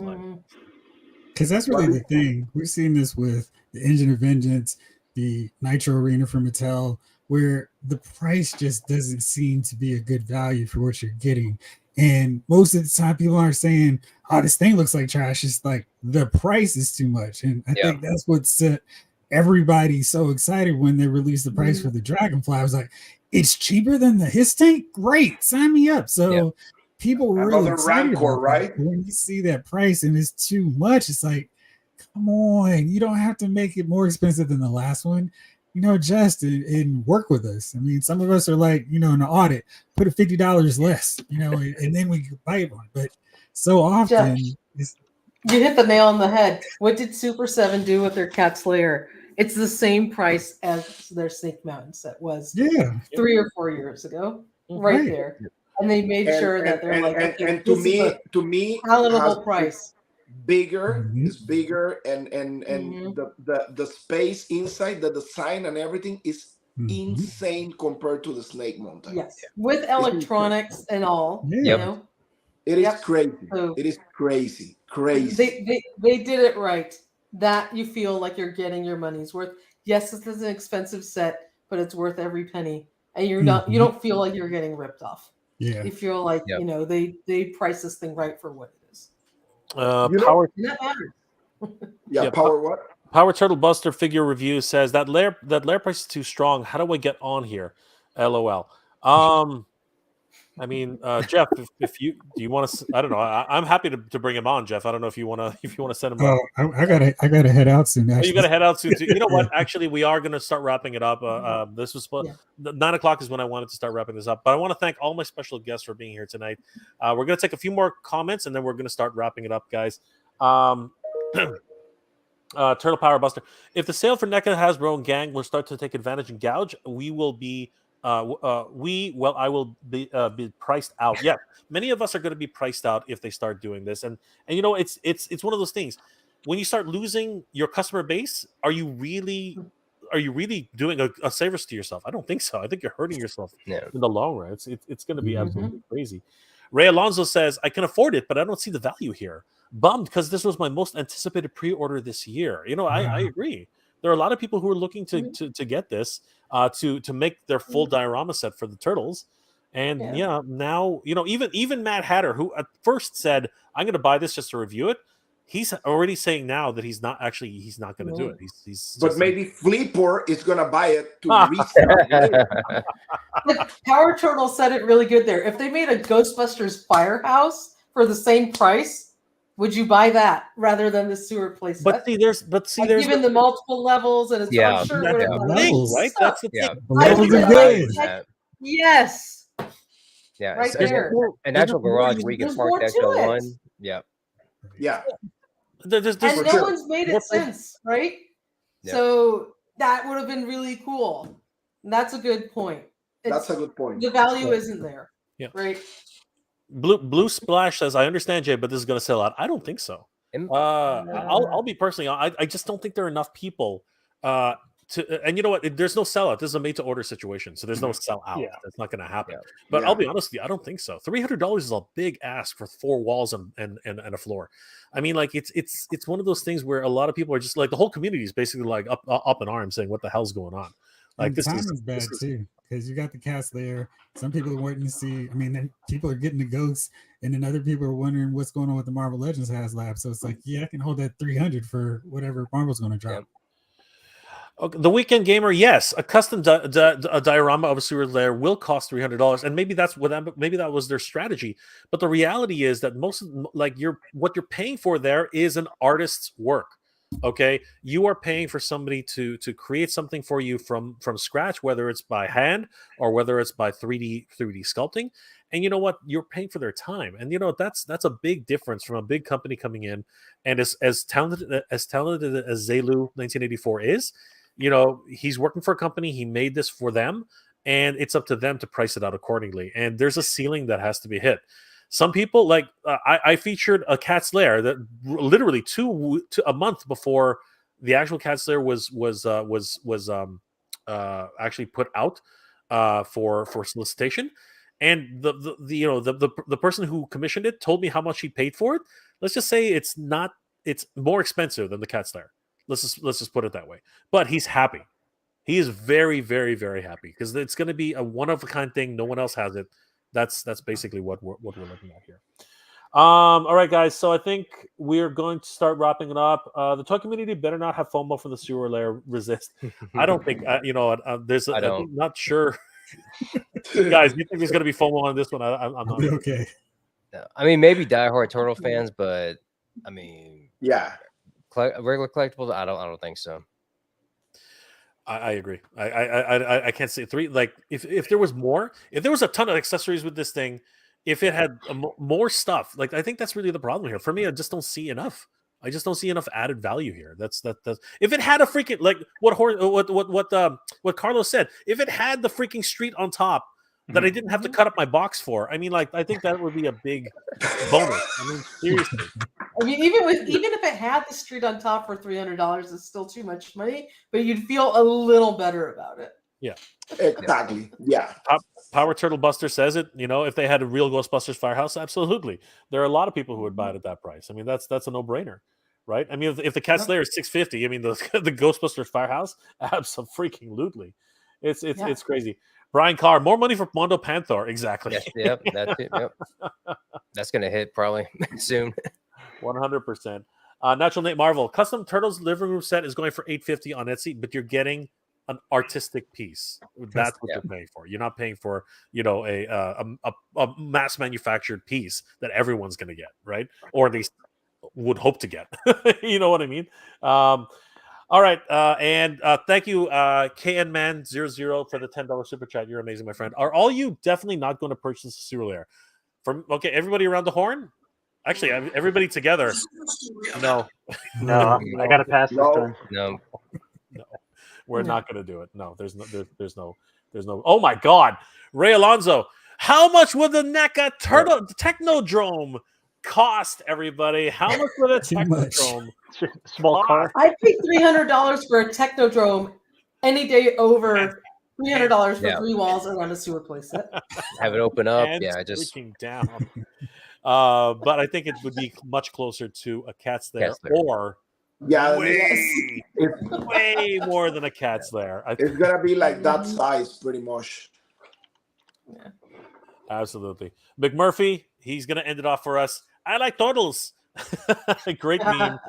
Wonderful meme. Great to see you guys. And One Punch Man. Exactly. And One Punch Man. Thank you so much. Turtle sewer equals engines of Phalangens. Oh my God. Shots fired.